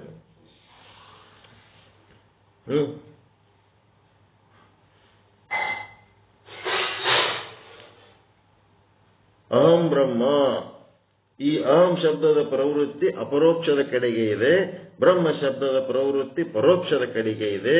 ಅಹಂ ಎಂಬ ಶಬ್ದಕ್ಕೆ ಅಧಿಕರಣವಾಗಿರತಕ್ಕಂಥ ಚೇತನವೇ ಆ ಬ್ರಹ್ಮ ಎಂಬ ಶಬ್ದಕ್ಕೂ ಅಧಿಕರಣವಾಗಿದೆ. ಬ್ರಹ್ಮ ಎಂಬ ಶಬ್ದಕ್ಕೆ ಅಧಿಕರಣವಾಗಿರತಕ್ಕಂಥ ಚೇತನವೇ ಆ ಅಹಂ ಎಂಬ ಶಬ್ದಕ್ಕೂ ಅಧಿಕರಣವಾಗಿದೆ. ಅಹಂ ಬೇರೆ ಬ್ರಹ್ಮ ಬೇರೆ ಅಲ್ಲ. ಅಹಂ ಬ್ರಹ್ಮ ಎಲ್ಲ ಒಂದೇ. ಅಹಂ ಈಸ್ ಈಕ್ವಲ್ ಟು ಬ್ರಹ್ಮ. ಅಹಂಗಿನೂ ಅದೇ ಚೇತನ ಅಧಿಕರಣ, ಬ್ರಹ್ಮಕ್ಕೂ ಆ ಶಬ್ದಕ್ಕೂ ಅದೇ ಚೇತನ ಅಧಿಕರಣ, ತತ್ ಎನ್ನುವ ಪದಕ್ಕೂ ಅದೇ ಚೇತನವೇ ಅಧಿಕರಣ, ತ್ವಮ್ಮನ ಪದಕ್ಕೂ ಅದೇ ಚೇತನವೇ ಅಧಿಕರಣವಾಗಿದೆ. ಆದ್ದರಿಂದ ಒಂದೇ ಅರ್ಥರೂಪ ಆಶ್ರಯವಾಗಿರತಕ್ಕಂಥ ಯಾವ ಎರಡು ಶಬ್ದಗಳಿರುವವೋ ಅವು ಸಮಾನ ಅಧಿಕರಣ ಎಂದು ಹೇಳಲ್ಪಡುತ್ತದೆ. ದೇವರ ಸಾಕ್ಷಾತ್ಕಾರ ಆಯ್ತಲ್ರಿ, ಎಲ್ಲ ಕಡೆ ಸಮಾನ ಅಧಿಕರಣ. ಬ್ರಹ್ಮದರ್ಶನ ಆಯ್ತಾ ಇಲ್ಲ?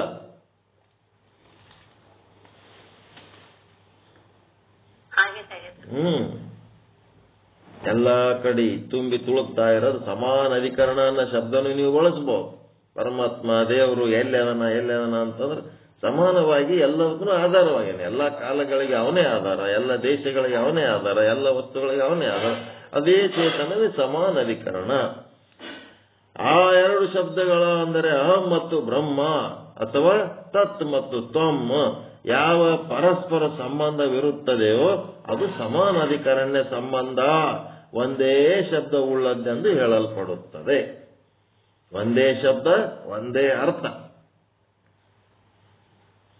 ತತ್ ಮತ್ತು ತ್ವಮ್ ಪದಗಳು ಬೇರೆ ಬೇರೆ ಆದರೂ ಅರ್ಥ ಒಂದೇ. ತತ್ ಅಂದ್ರೂ ಅದೇ ಚೇತನ, ತ್ವಮ್ ಅಂದ್ರು ಅದೇ ಚೇತನ, ಅರ್ಥ ಒಂದೇ. ಅಹಂ ಮತ್ತು ಬ್ರಹ್ಮ ಪದಗಳು ಬೇರೆ ಬೇರೆ ಆದರೂ ಅರ್ಥ ಒಂದೇ. ನೋಡ್ರಿ ಹೆಂಗ್ ಕಲಿಸ್ಲಕತ್ತಾರ. ಅಹಂ ಬೇರೆ ಬ್ರಹ್ಮ ಬೇರೆ ಅಲ್ಲಪ್ಪ, ಒಂದೇ. ಅಹಂ ಶಬ್ದಕ್ಕೂ ಅದೇ ಚೇತನವೇ ಅಧಿಕರಣವಾಗ್ಯದ, ಬ್ರಹ್ಮ ಶಬ್ದಕ್ಕೂ ಅದೇ ಚೇತನವೇ ಅಧಿಕರಣವಾಗ್ಯದ, ತತ್ ಶಬ್ದಕ್ಕೂ ಅದೇ ಚೇತನವೇ ಅಧಿಕರಣವಾಗ್ಯದ, ತ್ವಂ ಶಬ್ದಕ್ಕೂ ಅದೇ ಚೇತನವೇ ಅಧಿಕರಣವಾಗ್ಯದ. ಹಿಂಗಾಗಿ ಶಬ್ದಗಳು ಅನೇಕ ಇರಬಹುದು, ಅರ್ಥ ಒಂದೇ, ಸಮಾನ ಅಧಿಕರಣ. ಈ ಭೂಮಿ ಮೇಲೆ 52 ಅಕ್ಷರ ಅದಾವ. 52 ಅಕ್ಷರಲಿಂತ ನೀವು ಏತರ ಶಬ್ದಗಳು ಮಾಡ್ರಿ, ಎಲ್ಲ ಶಬ್ದಗಳಿಗೆ ಅವೇ ಅಕ್ಷರಗಳು ಹೌದಾ ಇಲ್ಲ? ಇಂಗ್ಲಿಷ್ನಾಗ 26 ಅಕ್ಷರ ಅದಾವ, ಕನ್ನಡದಾಗ 52 ಅಕ್ಷರ, ಮತ್ತೆ ಬೇರೆ ಭಾಷೆದಾಗ ಯಾವ ಆ ಅಕ್ಷರ ಬಿಟ್ಟು ಬೇರೆ ಏನಾರ ಅದ ಏನಲ್ಲಿ? ಸಮಾನ ಅಧಿಕರಣ ಆದ ಇಲ್ಲ? ಆ ಭಾಷೆಯ 52 ಅಕ್ಷರಗಳೇ ಎಲ್ಲದಕ್ಕೂ ಆಧಾರ ಆಗ್ಯಾವ ಇಲ್ಲ?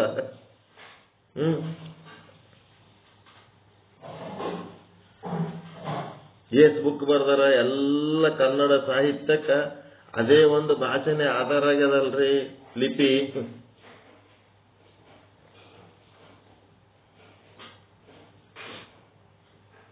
ಇಲ್ಲಿ ಕೂಟಸ್ಥನಿಗೂ ಮತ್ತು ಬ್ರಹ್ಮನಿಗೂ ಮುಖ್ಯ ಸಮಾನ ಅಧಿಕರಣ ಸಂಬಂಧವಿದೆ. ಆಭಾಸನಿಗೂ ಬ್ರಹ್ಮನಿಗೂ ಬಾಧ ಸಮಾನಾಧಿಕರಣ ಸಂಬಂಧವಿದೆ. ಆಭಾಸನು ತನ್ನ ಸ್ವರೂಪವನ್ನ ಬಾಧ ಮಾಡಿಕೊಂಡು ಕೂಟಸ್ಥನೇ ನಾನು ಅಂತ ತಿಳಿದುಕೊಂಡರೆ ಬಾಧ ಸಮಾನ ಅಧಿಕರಣ. ಅವನೇನ್ ಮಾಡ್ಬೇಕು? ನಾನು ಕೂಟಸ್ಥನೇ ಅನ್ಕೋಬೇಕಾದ್ರೆ ತನ್ನ ಅವಿದ್ಯೆಯನ್ನು ನಿವೃತ್ತಿ ಮಾಡ್ಕೋಬೇಕು, ಅಷ್ಟೇ. ಬಾಧ ಮಾಡ್ಕೋಬೇಕು, ಅವಾಗ ಅವ ಕೂಟಸ್ಥನೇ ಆಗ್ತಾನ. ಬಾಧ ಸಮಾನ ಅಧಿಕರಣ ಸಂಬಂಧದಿಂದ ಆವಾತನು ಬ್ರಹ್ಮದೊಡನೆ ಸಂಬಂಧ ಉಳ್ಳವನಾಗಿದ್ದಾನೆ ಅಂತಿರ್ತಾರೆ ನೋಡ್ರಿ. ಅವನದೊಂದು ಕೆಟ್ಟ ಗುಣ ಅದಪ್ಪ, ಆ ಗುಣದ ಸಲುವಾಗಿ ಅವನಿಗೆ ದೂರ ಇಟ್ಟೀನಿ, ಅದೊಂದು ಗುಣ ಬಿಟ್ಟಂತಂದ್ರ ಅವನಿಗೆ ನಾನು ತಲೆ ಮೇಲೆ ಕುಂದಿರ್ಸ್ಕೊತೀನಿ ಅಂತಿರ್ತಾರ. ಹೆಂಗ ಒಬ್ಬೊಬ್ಬರಿಗೆ ಒಂದೊಂದು ಸ್ವಭಾವಲಿಂತ ದೂರ ಇಟ್ಟಿರ್ತೀರ ಇಲ್ಲ? ಈಗ ನಮ್ದೇನದ, ಎದುರು ಸಿಕ್ಕೇವಂತಂದ್ರೆ ಒಂದು ತತ್ವಜ್ಞಾನ ಬಿಚ್ಕೊಂಡು ಕುಂದಿರ್ತೀವಿ. ಯಾರು ಎದುರು ಸಿಕ್ಕರು ಸಾಕು ಒಂದಿಟ್ಟು ತಿಳ್ಸಮ್ಮಪ್ಪ, ಹೇಳಮ್ಮ, ಪುಣ್ಯ ಕೆಲಸ ಅವ್ರಿಗೆ ಗೊತ್ತಿಲ್ಲ, ತಿಳ್ಸಮ್ಮ ಅಂತ ನಾವು ಓದ್ತಿರ್ತೀವಿ. ಅದ್ರ ಸಲುವಾಗಿ ನಮ್ಲಿಂತ ಒಂದಿಷ್ಟು ಮಂದಿ ದೂರ ಹೋಗ್ಬಿಟ್ಟಿರ್ತಾರೆ. ನೀವು ನಿಗೆ ಬೆಟ್ಟಿ ಅದ್ರ ಸಾಕು ಮಿನಿಮಮ್ ಅರ್ಧ ತಾಸು ನಿಂತು 1 ತಾಸು ನೀವು ಹಿಡ್ಕೊಂಡು ಕುಂದಿರ್ತಾನ. ಅವ್ ಸುಮ್ ಜನರಲ್ಲಿ ಏನಾರ ಹೆಂಡತಿ ಮಕ್ಕಳು ರೊಕ್ಕ ರೂಪಾಯಿ ಮಾತಾಡಿ ಬಿಟ್ನಂತಂದ್ರ ನಾವೇನು ಅವ್ನ ಸಂಗತಿ ಯಾವಾಗಲೂ ಫ್ರೆಂಡ್ಶಿಪ್ನಾಗ ಇರ್ಬೇಕಂತ ಪ್ರಯತ್ನ ಮಾಡ್ತೀವಿ. ಆದ್ರೆ ಅವ ತತ್ವಜ್ಞಾನ ಹೇಳ್ತಾನಲ್ಲ, ಅದ್ರ ಸಲುವಾಗಿ ಅವನಿಗೆ ನಾವು ದೂರ ಇಟ್ಟೀವಿ. ಹೆಂಗದ? ಅಷ್ಟು ಟೈಮ್ ಇಲ್ಲ ಅದು ನಮಗ್ ಕೇಳಕ್ಕ. ಏನ್ ಭಾರಿ ಭಾರಿ ಹೇಳ್ತಾನೆ, ಕೇಳಕ್ ಯಾರಿಗೆ ಟೈಮ್ ಅದ? ದೊಡ್ಡ ಮಹತ್ ಕಾರ್ಯ ಮಾಡ್ಲಕ್ ಹೊಂಟು ಬಿಟ್ಟಿರ್ತಾರೆ ಎಲ್ಲರೂ, ಅವ್ರಿಗೆ ಟೈಮೇ ಇರಂಗಿಲ್ಲ. ಇಂಥ ಕೆಲಸ ಮಾಡ್ಲಕ್ ಟೈಮ್ ಇರಲ್ಲ.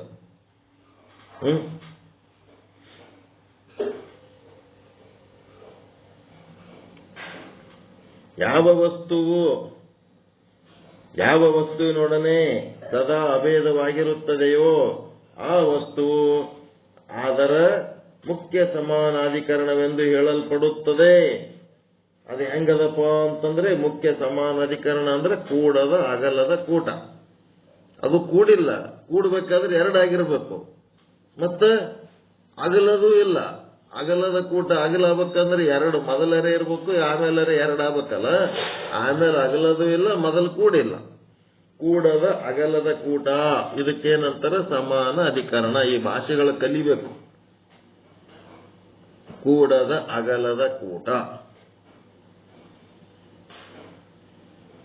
ಸತಿಪತಿಗಳು ಒಂದಾದ ಭಕ್ತಿ ಹಿತವಾಗಿರ್ಬೋದು ಶಿವಂಗೆ ಅಂದ್ರೆ ಗಂಡ ಹೆಂಡತಿ ಇಬ್ರು ಕೂಡಿ ಸಾಧನೆ ಮಾಡಿ ಯಾವಾಗ ನಿಮ್ಮೊಳಗಿರುವ ಚೇತನ ಬ್ರಹ್ಮ ಚೇತನ ಏನ್ ಆದಲ್ಲ, ಆ ಚೇತನ ನಿನ್ನೊಳಗಿರುವ ಬ್ರಹ್ಮಚೇತನನು ಒಂದೇ, ನನ್ನೊಳಗಿರುವ ಬ್ರಹ್ಮಚೇತನನು ಒಂದೇ ಅಂತಿಬ್ರು ತಿಳ್ಕೊಂಡು ಆತ್ಮಜ್ಞಾನಿಗಳಾದ್ರು ಅಂತಂದ್ರ, ಬ್ರಹ್ಮಚೇತನದ ಮಟ್ಟದಲ್ಲಿ ವ್ಯವಹರಿಸ್ತಾ ಇದ್ರಂತಂದ್ರ ಅದೆಂತದದು? ಕೂಡದ ಅಗಲದ ಕೂಟ. ಇಬ್ರು ಜಗಳ ಮಾಡ್ಕೊಂಡು ಡೈವರ್ಸ್ ಮಾಡ್ಕೊಂಡ್ಬಿಟ್ರಂತಂದ್ರ ಅದೆಂತ ಕೂಟ? ಎಂತ ಕೂಟ? ಕೂಡುವ ಅಗಲುವ ಕೂಟ. ಒಂದ್ಸಾರಿ ಮದುವೆ ಮಾಡ್ಕೊಂಡ್ರೆ ಆಮೇಲೆ ಬೇಡಪ್ಪ, ನನ್ನ ಪಾಡಿಗೆ ನಾ ಆರಾಮಿರ್ತೀನಿ, ನಿನ್ ಪಾಡಿಗೆ ನೀ ಆರಾಮಿರು. ಅದು ಕೂಡುವ ಅಗಲುವ ಕೂಟ.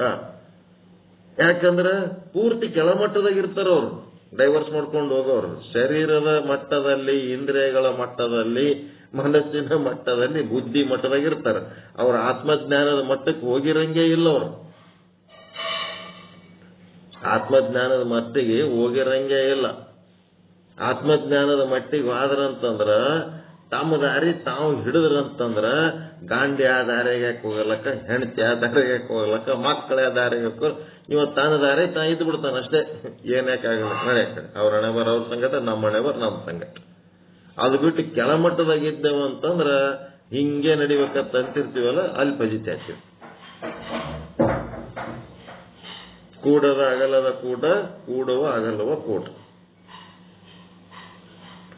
ವ್ಯತ್ಯಾಸ ತಿಳಿಲಕತ್ತದ?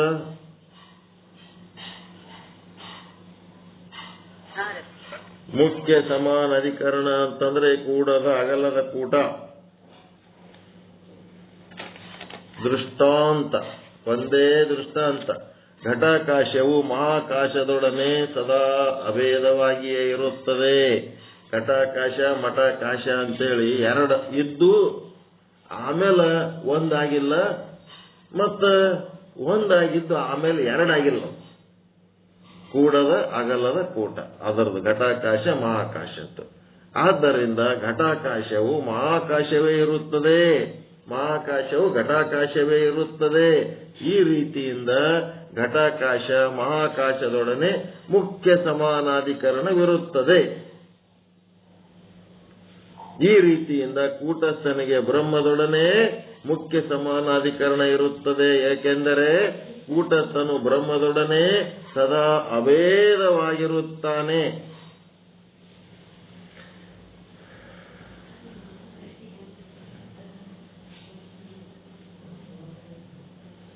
ನಾನು ಎಂಬ ಶಬ್ದದಲ್ಲಿ ಪ್ರಕಾಶವಾಗುತ್ತಿರುವ ಯಾವ ಕೂಟಸ್ಥನಿರುವನೋ ಅವನು ಮಾತ್ರ ಬ್ರಹ್ಮದೊಡನೆ ಸದಾ ಅಭೇದವಾಗಿರುತ್ತಾನೆ. ನಾನು ತಿಳಿದಾಗಲೂ ನಾನು ಎಂಬ ಶಬ್ದದಲ್ಲಿ ಪ್ರಕಾಶವಾಗುತ್ತಿರುವ ನೀವು ಅನ್ನೋ ಶಬ್ದದೊಳಗ ಒಂದು ಅರ್ಥ ಹೊಂಟದ. ಏನು? ಕೂಟಸ್ಥ ಅನ್ನುವ ಒಂದೇನು ಅರ್ಥ ಹೊಂಟದ. ಆ ಅರ್ಥ ಏನದ? ಬ್ರಹ್ಮದೊಡನೆ ಸದಾ ಅಭೇದವಾಗಿರುತ್ತದ. ನಾವು ತಿಳಿದಾಗಲೂ ಅದು ಅಭೇದವೇ ಆಗಿರುತ್ತದೆ, ನಾವು ತಿಳಿಯದಿರುವಾಗಲೂ ಅದು ಅಭೇದವೇ ಇರುತ್ತದೆ. ನಾನು ಎನ್ನ ಶಬ್ದದೊಳಗ ಕೂಟಸ್ಥ ಅನ್ನೋದು ಒಂದು ಅರ್ಥ, ಆಭಾಸ ಅನ್ನೋದು ಇನ್ನೊಂದು ಅರ್ಥ. ಈಗ ಒಂದು ನಾಟಕ ನಡೆದಿರ್ತದ, ನಾಟಕ ನಡೆದತ್ನಾಗ ಧರ್ಮರಾಯನ ಪಾತ್ರ ನಿಮ್ಮೂರು ಗೌಡ ಏನ್ ಮಾಡಿರ್ತಾನ? ಪಾತ್ರ ವಹಿಸಿರ್ತಾನ. ಅವಾಗ ಧರ್ಮರಾಯ ಬಂದ ಅಂತಂದ್ರೂ ಅವನೇ, ಗೌಡ ಬಂದು ನೋಡಪ್ಪ ಅಂದ್ರು ಅವನೇ. ಹೌದಾ ಇಲ್ಲ? ಮತ್ತೆ ಅಲ್ಲಿ ಇಬ್ರು ಅದಾರ, ಗೌಡ ಮತ್ತು ಧರ್ಮರಾಯ. ಒಬ್ಬನೇ ಅದ. ಹಾಂಗ ಇಲ್ಲಿ ಒಂದು ಪಾತ್ರ ಅದ, ಆ ಪಾತ್ರದೊಳಗ ಎರಡು ಅರ್ಥ ಅದಾವ. ಒಂದು ಗೌಡ, ಒಂದು ಧರ್ಮರಾಯ. ಗೌಡ ಅನ್ನೋದೇನದ? ಸದಾ ಕಾಲ ಗೌಡನೇ. ಅವ ಪಾತ್ರ ಹಾಕಿದಾಗ ಧರ್ಮರಾಯ. ನಾಟಕ ಮುಗಿತಂತಂದ್ರೆ ಆ ಪಾತ್ರ ಬಾಧ ಮಾಡ್ಕೊತಾನ. ಗೌಡ ಮುಖ್ಯ ಸಮಾನಾಧಿಕರಣ ನಿಮ್ ಜೊತೆಗೆ, ಧರ್ಮರಾಯನ ಪಾತ್ರ ಬಾಧ ಸಮಾನಾಧಿಕರಣ. ಹೌದಾ ಇಲ್ಲ? ಧರ್ಮರಾಯನ ಪಾತ್ರ ಕಳಚಿದಾಗ ಅವ ನಿಮ್ಮೂರ್ ಗೌಡನೇ ಇರ್ತಾನ. ಪಾತ್ರ ಹಾಕಿದ್ದಕ್ಕೆ ಅವ ಏನಾಗೇನ? ಧರ್ಮರಾಯ. ಧರ್ಮರಾಯನ ಪಾತ್ರ ಗೌಡ ಇಬ್ಬರದರಲ್ರಿ. ಅಲ್ಲಿ ಆ ಇಬ್ಬರದೊಳಗ ನಿಮ್ ಜೊತೆಗೆ ಸಂಬಂಧ ಹೆಂಗದ? ಗೌಡಂದು ಎಂತ ಸಂಬಂಧ? ಗೌಡಂದು ನಿಮ್ದು ಮತ್ತು ಧರ್ಮರಾಯಂದು ನಿಮ್ದು ಎಂತ ಸಂಬಂಧ? ಯಾರು?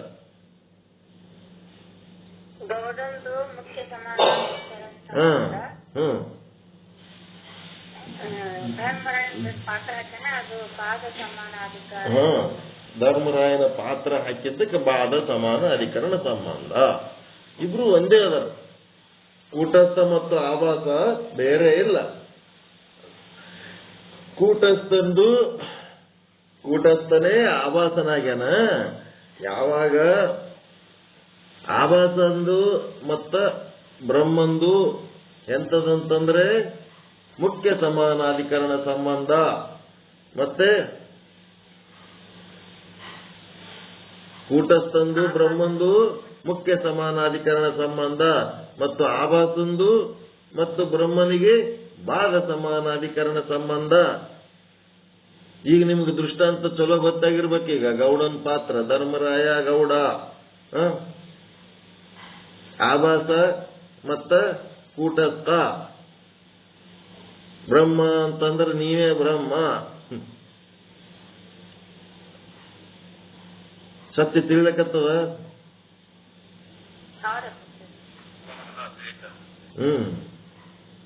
ತಿಳ್ಕೊಬೇಕು. ಮತ್ ಕೂಟಸ್ಥ ಅಂತ ಒಂದ್ ಬೇರೆ ಅದ, ಬ್ರಹ್ಮ ಅಂತ ಒಂದ್ ಬೇರೆ ಅದ. ಅದ ಹಂಗದ, ಇದು ಹಿಂಗದಲ್ಲ.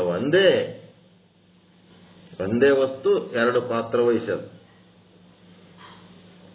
ನಾನು ಎಂಬ ಶಬ್ದದಲ್ಲಿ ಪ್ರಕಾಶವಾಗುತ್ತಿರುವ ಎರಡು ಶಬ್ದಗಳು. ಅದರೊಳಗೆ ಕೂಟಸ್ಥ ಎನ್ನುವುದು ಏನದಲ್ಲ, ಅವನು ಮಾತ್ರ ಬ್ರಹ್ಮದೊಡನೆ ಸದಾ ಅಭೇದವಾಗಿರುತ್ತಾನೆ. ನಮ್ಮೂರ್ ಗೌಡ ಅಂದಂಗ. ನಾವು ತಿಳಿದಾಗಲೂ ಕೂಟಸ್ಥನಿಗೆ ಬ್ರಹ್ಮದೊಡನೆ ಅಭೇದವಿದೆ, ನಾವು ತಿಳಿಯದಿರುವಾಗಲೂ ಬ್ರಹ್ಮದೊಡನೆ ಅಭೇದವೇ ಇದೆ. ಅಂದ್ರೇನು? ಅವನು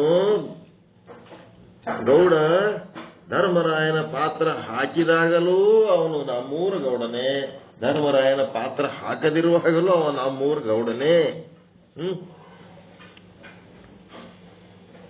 ಮತ್ತು ತಿಳಿಯದಿರುವಾಗಲೂ ಅಭೇದವೇ ಇದೆ. ಸದಾ ಅಭೇದವಾಗಿರುವ ಈ ಸಂಬಂಧವನ್ನ ಮುಖ್ಯ ಸಮಾನ ಅಧಿಕರಣವೆಂದು ಹೇಳಲ್ಪಡುತ್ತದೆ. ಯಾವುದು ಅಂದ್ರೆ ಕೂಟಸ್ಥ. ಯಾವುದರೊಡನೆ ಅಂದ್ರೆ ಬ್ರಹ್ಮದೊಡನೆ ಸದಾ ಅಭೇದವಿರುತ್ತದೆಯೋ ಅದರದು ಅಂದ್ರೆ ಕೂಟಸ್ಥನದು, ಅದರೊಡನೆ ಬ್ರಹ್ಮ ಮುಖ್ಯ ಸಮಾನಾಧಿಕರಣವಿರುತ್ತದೆ. ಏಕೆ ಸಮಾನಾಧಿಕರಣ ಸಂಬಂಧವಿದೆ ಅಂದ್ರೆ ಸಮಾನ ಅಧಿಕರಣ ಸಂಬಂಧ ಯಾಕೆ ಹೇಳ್ತೀರಿ ಅಂದ್ರೆ ಸದಾಕಾಲ ಬ್ರಹ್ಮದೊಡನೆ ಏನದ ಅಭೇದವಾಗಿರುವ ಕಾರಣ ಅದಕ್ಕೆ ನಾನು ಸಮಾನಾಧಿಕರಣ ಸಂಬಂಧ ಅಂತೀನಿ. ಯಾಕಂತಪ್ಪ ಬ್ರಹ್ಮಗ ಕೂಟಸ್ಥಕ ಸಮಾನಾಧಿಕರಣ ಸಂಬಂಧ ಅಂದ್ರೆ ಸದಾಕಾಲ ಬ್ರಹ್ಮ ಮತ್ತು ಕೂಟಸ್ಥ ಇಬ್ರು ಅಭೇದವೇ ಆಗಿರುವ ಕಾರಣ ನಾವು ಅದಕ್ಕೆ ಸಮಾನಾಧಿಕರಣ ಸಂಬಂಧ ಎನ್ನುತ್ತೇವೆ. ನಾನು ಎಂಬ ಶಬ್ದದಲ್ಲಿ ಪ್ರಕಾಶವಾಗುತ್ತಿರುವ ಯಾವ ಆಭಾಸನಿರುವನೋ, ಇದು ಕೂಟಸ್ಥಂದ ಪಾತ್ರ ಮುಗಿತ್ತು, ನಿಮ್ಮ ಗೌಡನ ಪಾತ್ರ ಮುಗಿತ್ತು.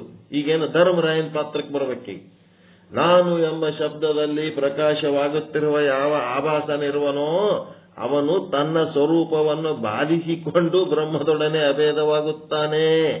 ಧರ್ಮರಾಯನ ಪಾತ್ರ ಕಳ್ಕೊಂಡ ಮೇಲೆ ಅವ ನಮ್ಮೂರ ಗೌಡಾತನ ಧರ್ಮರಾಯ ಅಂತ ನೀವು ತಿಳ್ಕೊಂಡಿದ್ರಿ ಅಂತಂದ್ರೆ ಒಬ್ಬೊಬ್ರು ಏನ್ ಮಾಡಿರ್ತಾರ, ಧರ್ಮರಾಯನ ಪಾತ್ರ ಬಹಳ ಚಂದ ಮಾಡಿದನಪ್ಪ, ಬಹಳ ಚಂದ ಮಾಡಿದ ಅಂತಾರ.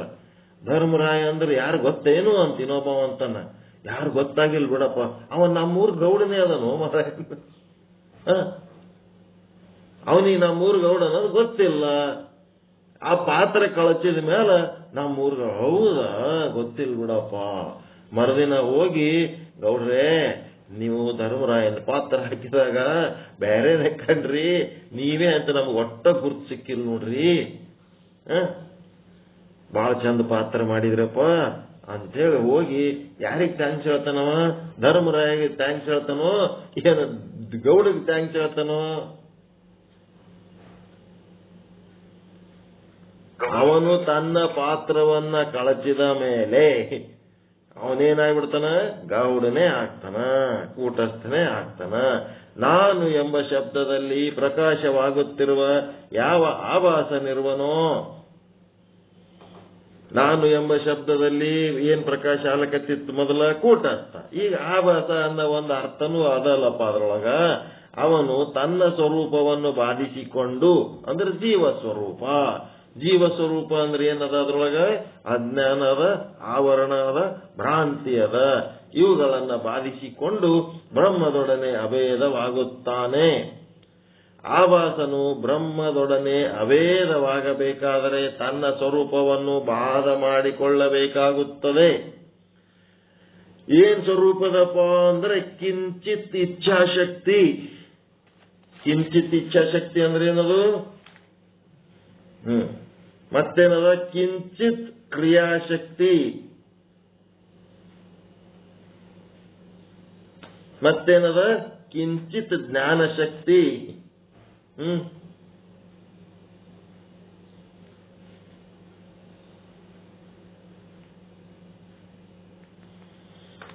ಮಲದೋಷ ಅಂತಿರಲ್ಲ, ಮಲದೋಷ ಇವೇ ನೋಡ್ರಿ. ಕಿಂಚಿತ್ ಇಚ್ಛಾಶಕ್ತಿ ಅಂತಂದ್ರೆ ಏನದ? ನಿಮ್ ಇಚ್ಛಾಶಕ್ತಿ ಎಷ್ಟರ ಮಟ್ಟಿಗೆ ಅದಪ್ಪ ಅಂತಂದ್ರೆ, ಎಷ್ಟರ ಮಟ್ಟಿಗೆ ಅದ?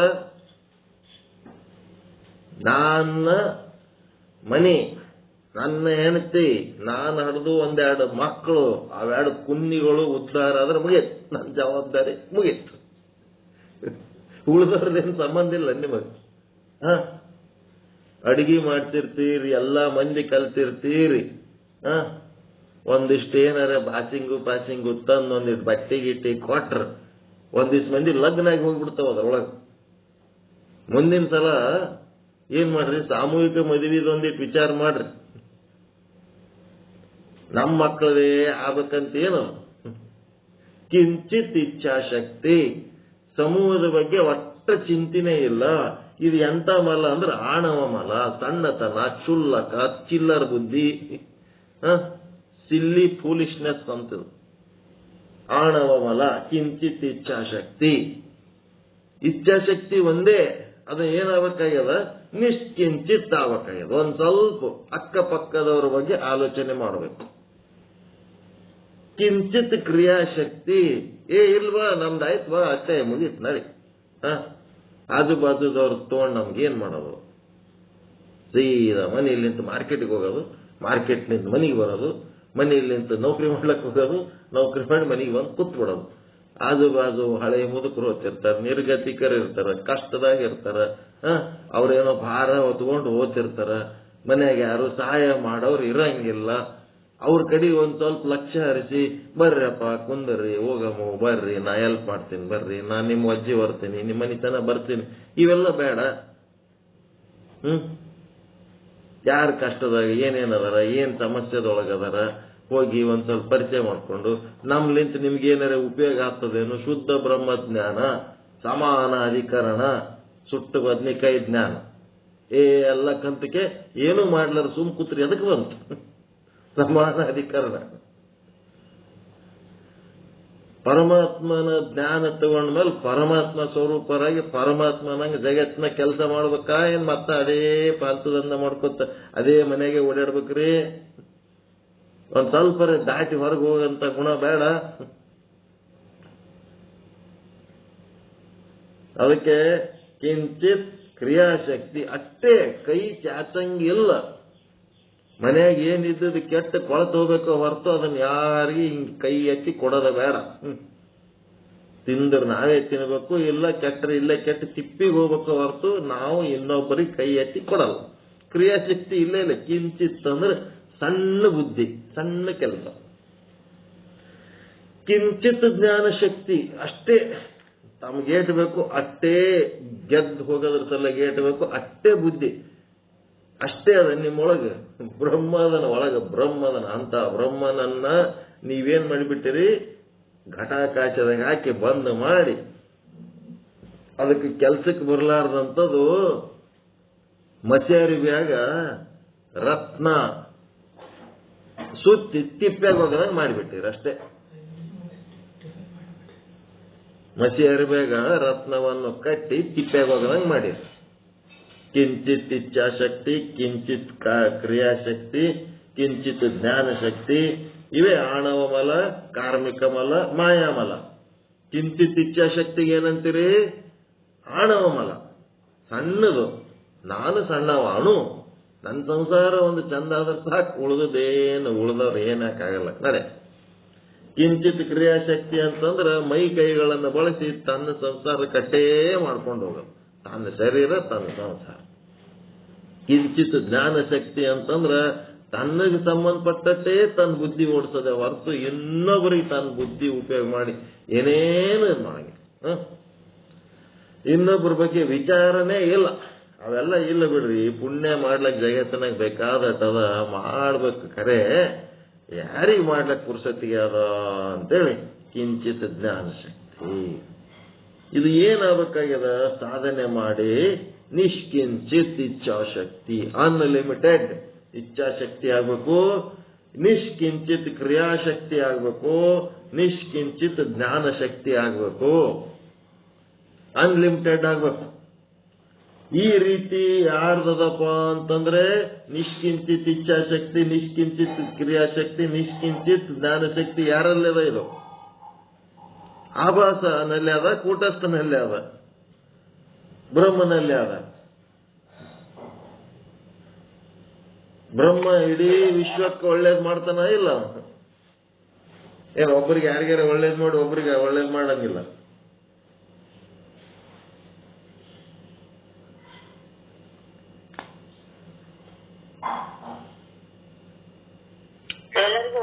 ಎಲ್ಲರಿಗೂ ಒಳ್ಳೇದ್ ಮಾಡ್ತಾನೆ.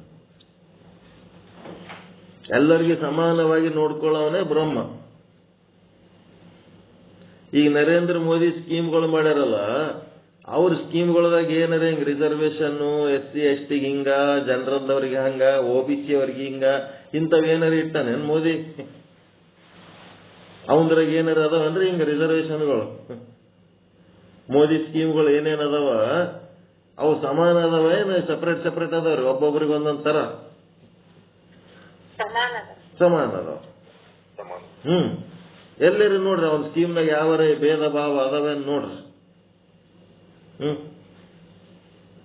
ಬೇರೆ ಸರ್ಕಾರಗಳು ಏನ್ ಮಾಡ್ತಾವ?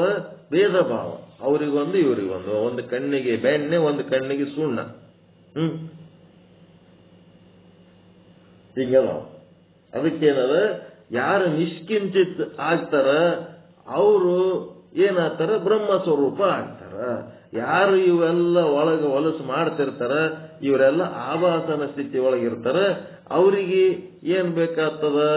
ಸುಖ ದುಃಖ, ಕಷ್ಟ ನಷ್ಟ, ಅಪಮಾನ, ಹಿಂಸೆ ಎಲ್ಲ ಅನುಭವಿಸ್ತಿರ್ತಾರ. ಯಾರು ಏನ್ ಮಾಡ್ತಾರ ಅದು ಅನುಭವಿಸ್ತಾರ ಅಷ್ಟೇ. ಅದಕ್ಕೆ ನಿತ್ಯತ್ವ ನಿಶ್ಚಯಕೋ ಬಾಧಕತೋ ಹೇ, ಆಭಾಸನು ತನ್ನ ಸ್ವರೂಪವನ್ನ ಮಿಥ್ಯ ಅಂತ ತಿಳಿದುಕೊಳ್ಳುತ್ತಾನೆ. ಆಭಾಸನಿಗೆ ಒಂದು ತಿಳುವಳಿಕೆ ಬರಬೇಕು, ನಂದೇನದ ಮಿಥ್ಯ ಸ್ವರೂಪ ಅದ, ನಿಜವಾಗಿ ನಾನು ಕೂಟಸ್ಥನಿದ್ದೇನೆ, ನಿಜವಾಗಿ ನೋಡಿದರೆ ನಾನು ಬ್ರಹ್ಮನಿದ್ದೇನೆ, ನನ್ನೊಳಗಿರುವ ಅಜ್ಞಾನನೂ ಸುಳ್ಳು, ನನ್ನ ಸ್ವರೂಪದ ಬಗ್ಗೆ ನಾನೇನ್ ತಿಳ್ಕೊಂಡಿನಿ ಜೀವ ಅಂತ ಅದು ಸುಳ್ಳದ ಅಂತ ತಿಳ್ಕೊತ ನಾವು.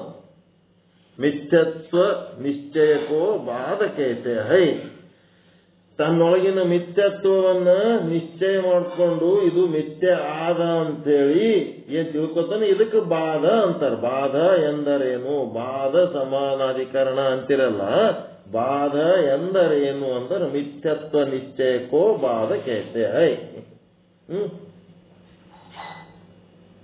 ಬಾಧ ಎಂದರೇನು? ಸಮಾನ ಎಂದರೇನು ಅಂದ್ರೆ ಸತ್ಯತ್ವ ನಿಶ್ಚಯ. ಸತ್ಯತ್ವ ನಿಶ್ಚಯ ಏನದ? ಎಲ್ಲಾ ಕಡೆ ಎಲ್ಲದಕ್ಕೂ ಅಧಿಕರಣವಾಗಿರೋದು ಸತ್ಯತ್ವ. ಈ ರೀತಿ ಆದ ಇದೇನಾಯ್ತು? ಸಿದ್ಧಾಂತ ಹೇಳ್ಯಾರ. ಇದು ಸಿದ್ಧಾಂತ ಕೆಲವೊಬ್ಬರಿಗೆ ತಿಳಿದದ, ಕೆಲವೊಬ್ಬರಿಗೆ ತಿಳಿದಿಲ್ಲ. ಈ ಬಾಧ ಸಮಾನಾಧಿಕರಣ ಮತ್ತ ಮುಖ್ಯ ಸಮಾನಾಧಿಕರಣಕ್ಕ ಕೆಲವೊಂದು ದೃಷ್ಟಾಂತಗಳನ್ನು ಕೊಟ್ಟು ಇನ್ನೂ ಗಟ್ಟಿ ಮಾಡುತ್ತಾರೆ ಮುಂದಿನ ಪಾಠದಲ್ಲಿ. ಇವತ್ತಿಗೆ ಸಾಕಲ್ಲ, ದೃಷ್ಟಾಂತಗಳ ಸಮೇತ ತಿಳ್ಕೊಳ್ಳೋಣ ನಾಳೆ. ಇದು ಕೇಳೋದ್ರಿಂದ ಖುಷಿ ಆಗ್ಲಕತ್ತದ, ಬೇಸರ ಆಗ್ಲಕತ್ತದ್ರಿ?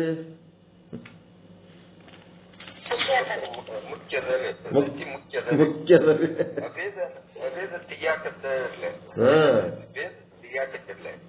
ಭೇದ ಭೇದ ಒಂದೇ ಒಂದು ಚೇತನ, ಮುಖ್ಯ ಸಮಾನಾಧಿಕರಣವಾಗಿದೆ. ಬಾಧ ಸಮಾನಾಧಿಕರಣ ಬಾಧ ಮಾಡ್ಕೊಂಡ್ರಿ ಅಂತಂದ್ರೆ ಮಿಥ್ಯತ್ವ ನಿಶ್ಚಯಕ್ಕೋ ಬಾಧಕೈತೆ ಹೈ, ನನ್ನೊಳಗಿನ ಮಿಥ್ಯವಾದ ಸ್ವರೂಪವನ್ನ ನಿಶ್ಚಯ ಮಾಡಿಕೊಂಡು ಇದು ಸುಳ್ಳು, ಇದು ಮಿಥ್ಯ, ಇದು ಇಟ್ಕೊಳ್ಳಕ್ಕೆ ಯೋಗ್ಯ ಇಲ್ಲ ಅಂತ ತಿಳ್ಕೊಂಡು ಅದನ್ನು ತ್ಯಾಗ ಮಾಡಿದ್ರೆ ಅಂದ್ರೆ ಬಾಧ ಅಷ್ಟೇ. ಬಾಧದ ಲಕ್ಷಣ ಹೇಳಿದ್ರು ಅವ್ರು, ಮಿಥ್ಯತ್ವ ನಿಶ್ಚಯಕ್ಕೂ ಬಾಧಕೈತೆ ಹೈ. ಸುಳ್ಳಂತ ಗೊತ್ತಾದ್ಮೇಲೆ ಯಾರು ಇಟ್ಕೋತಾರನ್ರಿ? ಕಾಗೆ ಕೋಗಿಲೆ, ಕೋಗಿಲೆ ಏನದ? ಸೋಮಾರಿ. ಕಾಗೆ ಏನದ ಪಾಪದು ಏನೋ ಕೆಲಸ ಮಾಡಿ ಒಂದಿಷ್ಟು ತತ್ತಿಗಿಟ್ಟು ಇಟ್ಟು ಮರಿ ಮಕ್ಕಳು ಮಾಡ್ತಿರ್ತದ. ಆ ಕಾಗಿ ಗೂಡಿನೊಳಗೆ ಹೋಗಿ ಕೋಗಿಲೆ ಮರಿ ಇಟ್ಟು ಬರ್ತದೆ. ಮರಿ ಇಟ್ಟು ಕೂಡ್ಲೇನೆ ಇದು ತತ್ತಿ ಇಟ್ಟು ಬರ್ತದೆ. ಅದು ಏನ್ ಮಾಡ್ತದ ಕಾಗಿ ಅವು ನನ್ನ ತತ್ತಿ ಅಂತೇ ತಿಳ್ಕೊಂಡು ಆ ತತ್ತಿಗಳನ್ನು ದೊಡ್ಡದು ಮಾಡಿ ಅದರೊಳಗಿನ ಮರಿಗಳನ್ನು ದೊಡ್ಡದು ಮಾಡಿ ಇದ್ರೊಳಗಿನ ಮರಿಗಳನ್ನು ದೊಡ್ಡದು ಮಾಡಿ ಆಮೇಲೆ ಮುಂದೆ ಅದು ಸೌಂಡ್ ಬೇರೆ ಮಾಡ್ತದಲ್ಲ, ಕೋಗಿಲೆ ಸೌಂಡೇ ಬೇರೆ ಅದ. ಅವಾಗ ಅದೇನ್ ಮಾಡ್ತದ, ನೀನ್ ಯಾಕೆ ಬಂದಿದ್ದಿ ಇಲ್ಲಿ, ನೀ ಬೇರೆ ಅಲ್ಲಿ ನಡೆಯತ್ತೆ, ಅದು ಹೊರಗೆ ಮಿಥ್ಯತ್ವ ನಿಶ್ಚಯ ಆಗ್ತದ. ಅಲ್ಲಿ ಮಿಥ್ಯತ್ವ ನಿಶ್ಚಯ ಆಗ್ತದೆ. ಹೆಂಗ ನೋಡ್ರಿ ಅದ್ರ ಗುಣ ಎಂತದ ನೋಡ್ರಿ, ಕೋಗಿಲೆ ಗುಣ. ಕಾಗಿ ಇದರ ಒಯ್ದು ಇಟ್ಟಕ್ಕೆ ಯಾರ್ಯಾರ ಬೆಳೆಸ್ರಿ ಅಂತೇಳಿ ಆ ಫಾರಿನ್ದವರು ಮಕ್ಕಳು ಹಡಿತಾರ, ಎಲ್ಲ ಮಾಡ್ತಾರ. ಆದ್ರ ತಮ್ಮ ಮಕ್ಕಳು ತಾವು ಸಾಕಂಗಿಲ್ಲ. ಕಾನ್ವೆಂಟ್ ಅಂತದ ಅಲ್ಲಿ. ಅವ್ರು ಹಡದ ಮಕ್ಕಳನ್ನ ಬೇರೆ ಸರ್ಕಾರ ಸಾಕ್ಬೇಕಂತ ಬೇರೆ ದೇಶದೊಳಗೆ. ಇಲ್ಲೇನದ ನಮ್ಮ ದೇಶದೊಳಗೆ ನಮ್ಮ ಮಕ್ಕಳನ್ನ ನಾವೇ ಸಾಕ್ತೀವಿ. ಆ ಕಾನ್ವೆಂಟ್ನವ್ರು ಸಾಕ್ಬೇಕಂತ. ಕೋಗಿಲೆ ಬುದ್ಧಿ ಅವ್ರದ್ದು ಫಾರಿನ್ದವ್ರು. ಅದೇನಾಗ್ತದ, ಒಂದೇ ದೊಡ್ಡದಾಗುನ ನೀ ನನ್ನ ಮರಿ ಅಲ್ಲ ನಡಿಯತ್ ಹೊರಗೆ ಹಾಕ್ತ. ಅದು ಎಲ್ಲಿಗೆ ಹೋಗ್ಬೇಕು, ಏನ್ ಮಾಡ್ಬೇಕು, ಪಾಪ ಅದು ಎಲ್ಲೋ ಗಿಡದಾಗ ಅಲ್ಲಿ ಇಲ್ಲಿ ಕೂತು ಮಾವಿನ ಗಿಡಕ್ಕೆ ಹೋಗ್ತದ. ಅದು ಮೊದಲು ಅದಕ್ಕೆ ಬೇಕಾಗದೆ ಮಾವಿನ ಚಿಗುರು. ಅದು ಚಿಗುರು ತಿಂದು ತಿಂದು ಆ ಹುಳಿ ಗಂಟಲಿಗೆ ಹತ್ತದ. ಗಂಟಲಿಗೆ ಹತ್ತಿದಂಗೆಲ್ಲ ಕೊಕ್ಕ ಕೊಕ್ಕ ಕೊಕ್ಕ ಕೊಕ್ಕ ಕೊಕ್ಕ ಅನ್ಕೋತ ಆಮೇಲೆ ಅದ್ರ ಗಂಟಲು ಕ್ಲಿಯರ್ ಮಾಡ್ಕೊತದ. ಕ್ಲಿಯರ್ ಮಾಡ್ಕೊಂಡು ಹಾಡ್ಲಕ್ಕೆ ಹಚ್ಚಿ ಬಿಡ್ತದೆ. ನಾನಂತೂ ಕೋಗಿಲೆ ಗಾನ ಎಲ್ಲಿ ಕೇಳೇ ಇಲ್ಲ. ಮನುಷ್ಯರು ಚಂದ ಆಡ್ತಾರೆ, ಯಾಕೆ ಕೋಗಿಲೆ ಮನುಷ್ಯರ್ಕಿಂತ ಚಂದ ಆಡ್ತದ?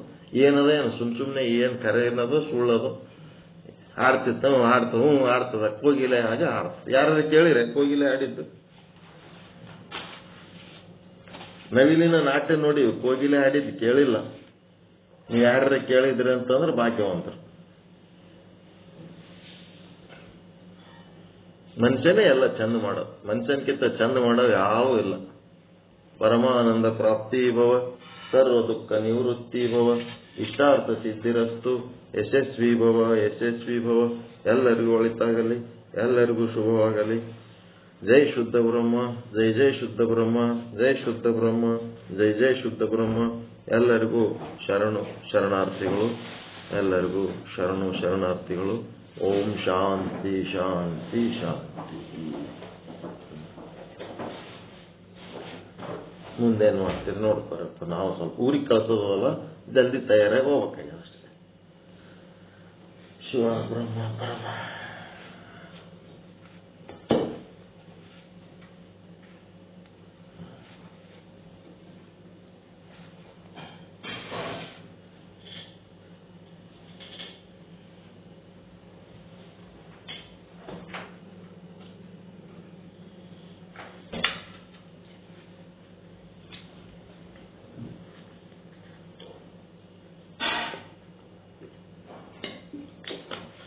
ಯಾರು ನಿರೂಪಕರು ಇಲ್ಲ, ಏನ್ ತಣ್ಣಗಾಯ್ತಲ್ಲ, ಏನ್ ಮಕ್ಕೊಂಡು ನಿದ್ದೆ ಆಗ್ತದ ಎಲ್ಲರಿಗೆ? ಇದುವರೆಗೆ ಶುದ್ಧ ಬ್ರಹ್ಮೇಂದ್ರ ಸದ್ಗುರುವಾದ ಜ್ಞಾನವಿಕ ಮಹಾಸ್ವಾಮಿಗಳು ಮುಖ್ಯ ಸಮಾನಾಧಿಕರಣ ಹಾಗೂ ಬಾಧ್ಯ ಸಮಾನಾಧಿಕರಣವನ್ನ ಸ್ಪಷ್ಟವಾಗಿ ನಮಗೆ ತಿಳಿಸಿಕೊಟ್ಟು ಇನ್ನೂ ಸ್ಪಷ್ಟವಾಗಿ ನಾಳೆ ಉದಾಹರಣೆಗಳ ಮೂಲಕ ತಿಳಿಸಿಕೊಡ್ತಾ ಇದ್ದಾರೆ. ಇಂತಹ ಒಂದು ದಿವ್ಯ ಜ್ಞಾನವನ್ನು ನೀಡುತ್ತಿರುವ ಸದ್ಗುರುಗಳಿಗೆ ಅನಂತ ಧನ್ಯವಾದ.